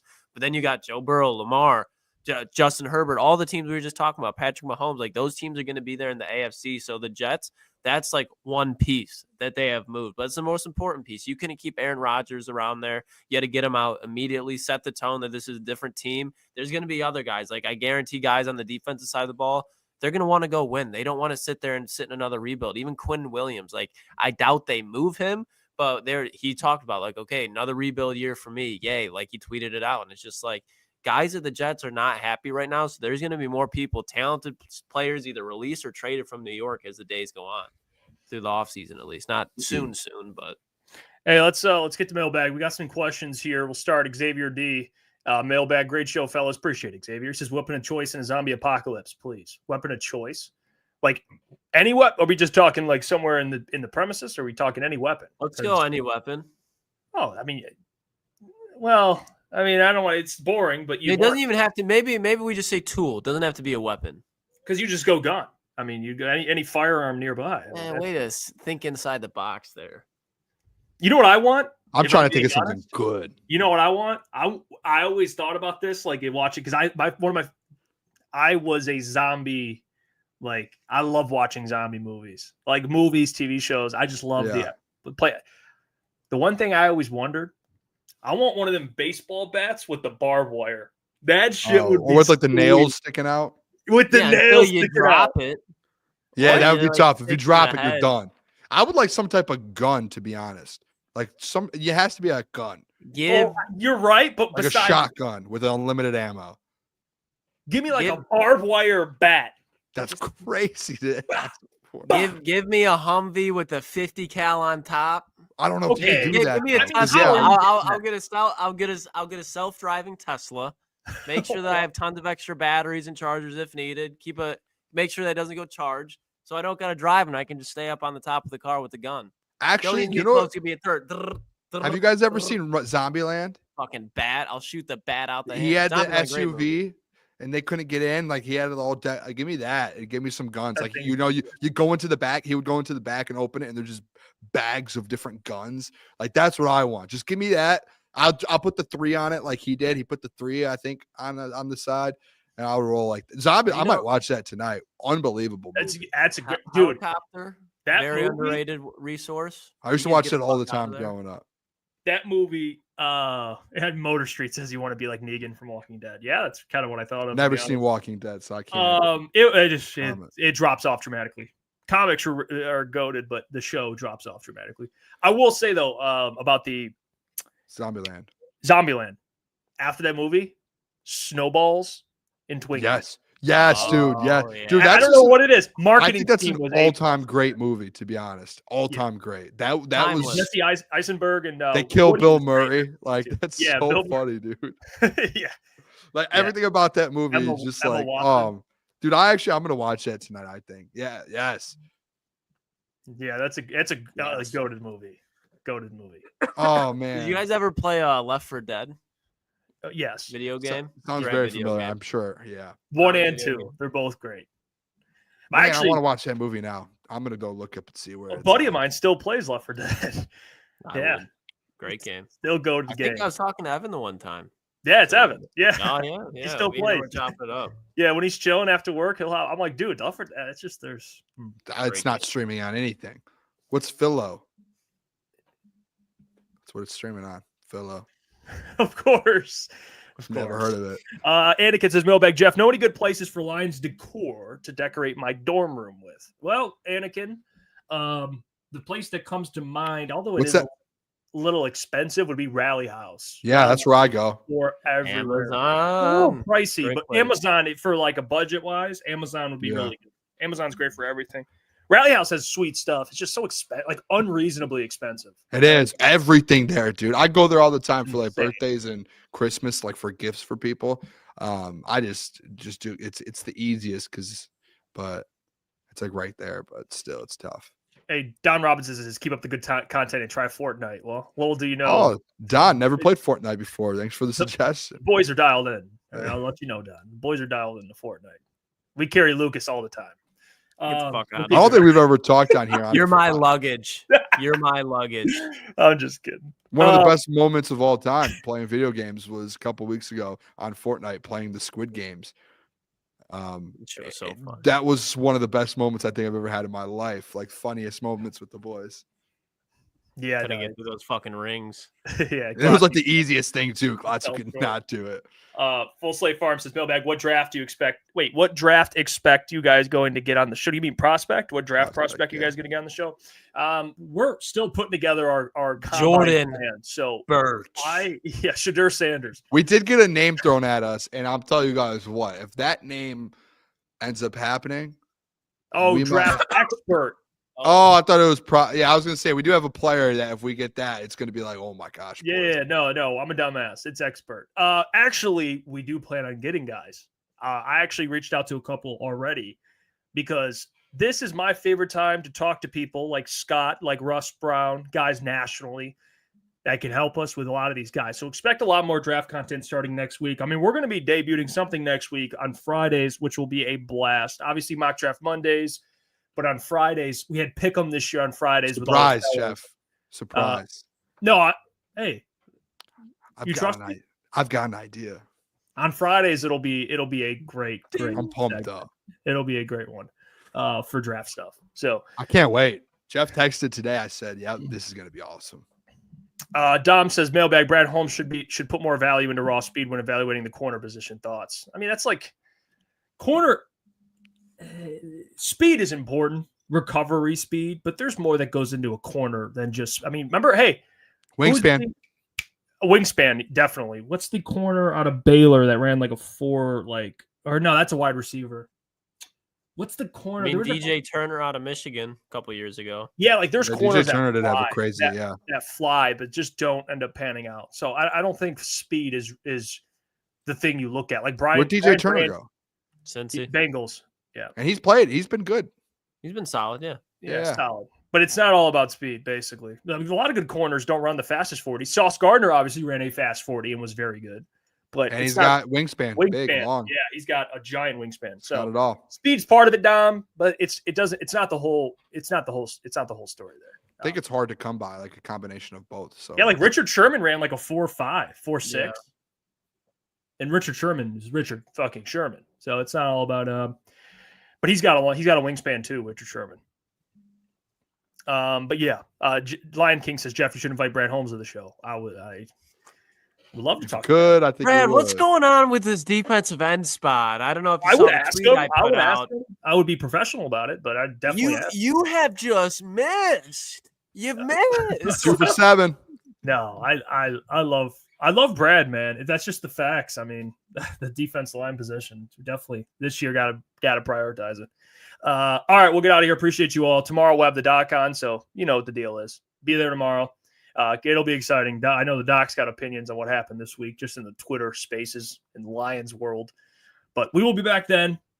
Until then, appreciate you all. Continue to support. Like the stream before you go, and tell a friend to subscribe because we're almost at 12.4, so that's big time. But until tomorrow, we will catch you all. See you. Peace.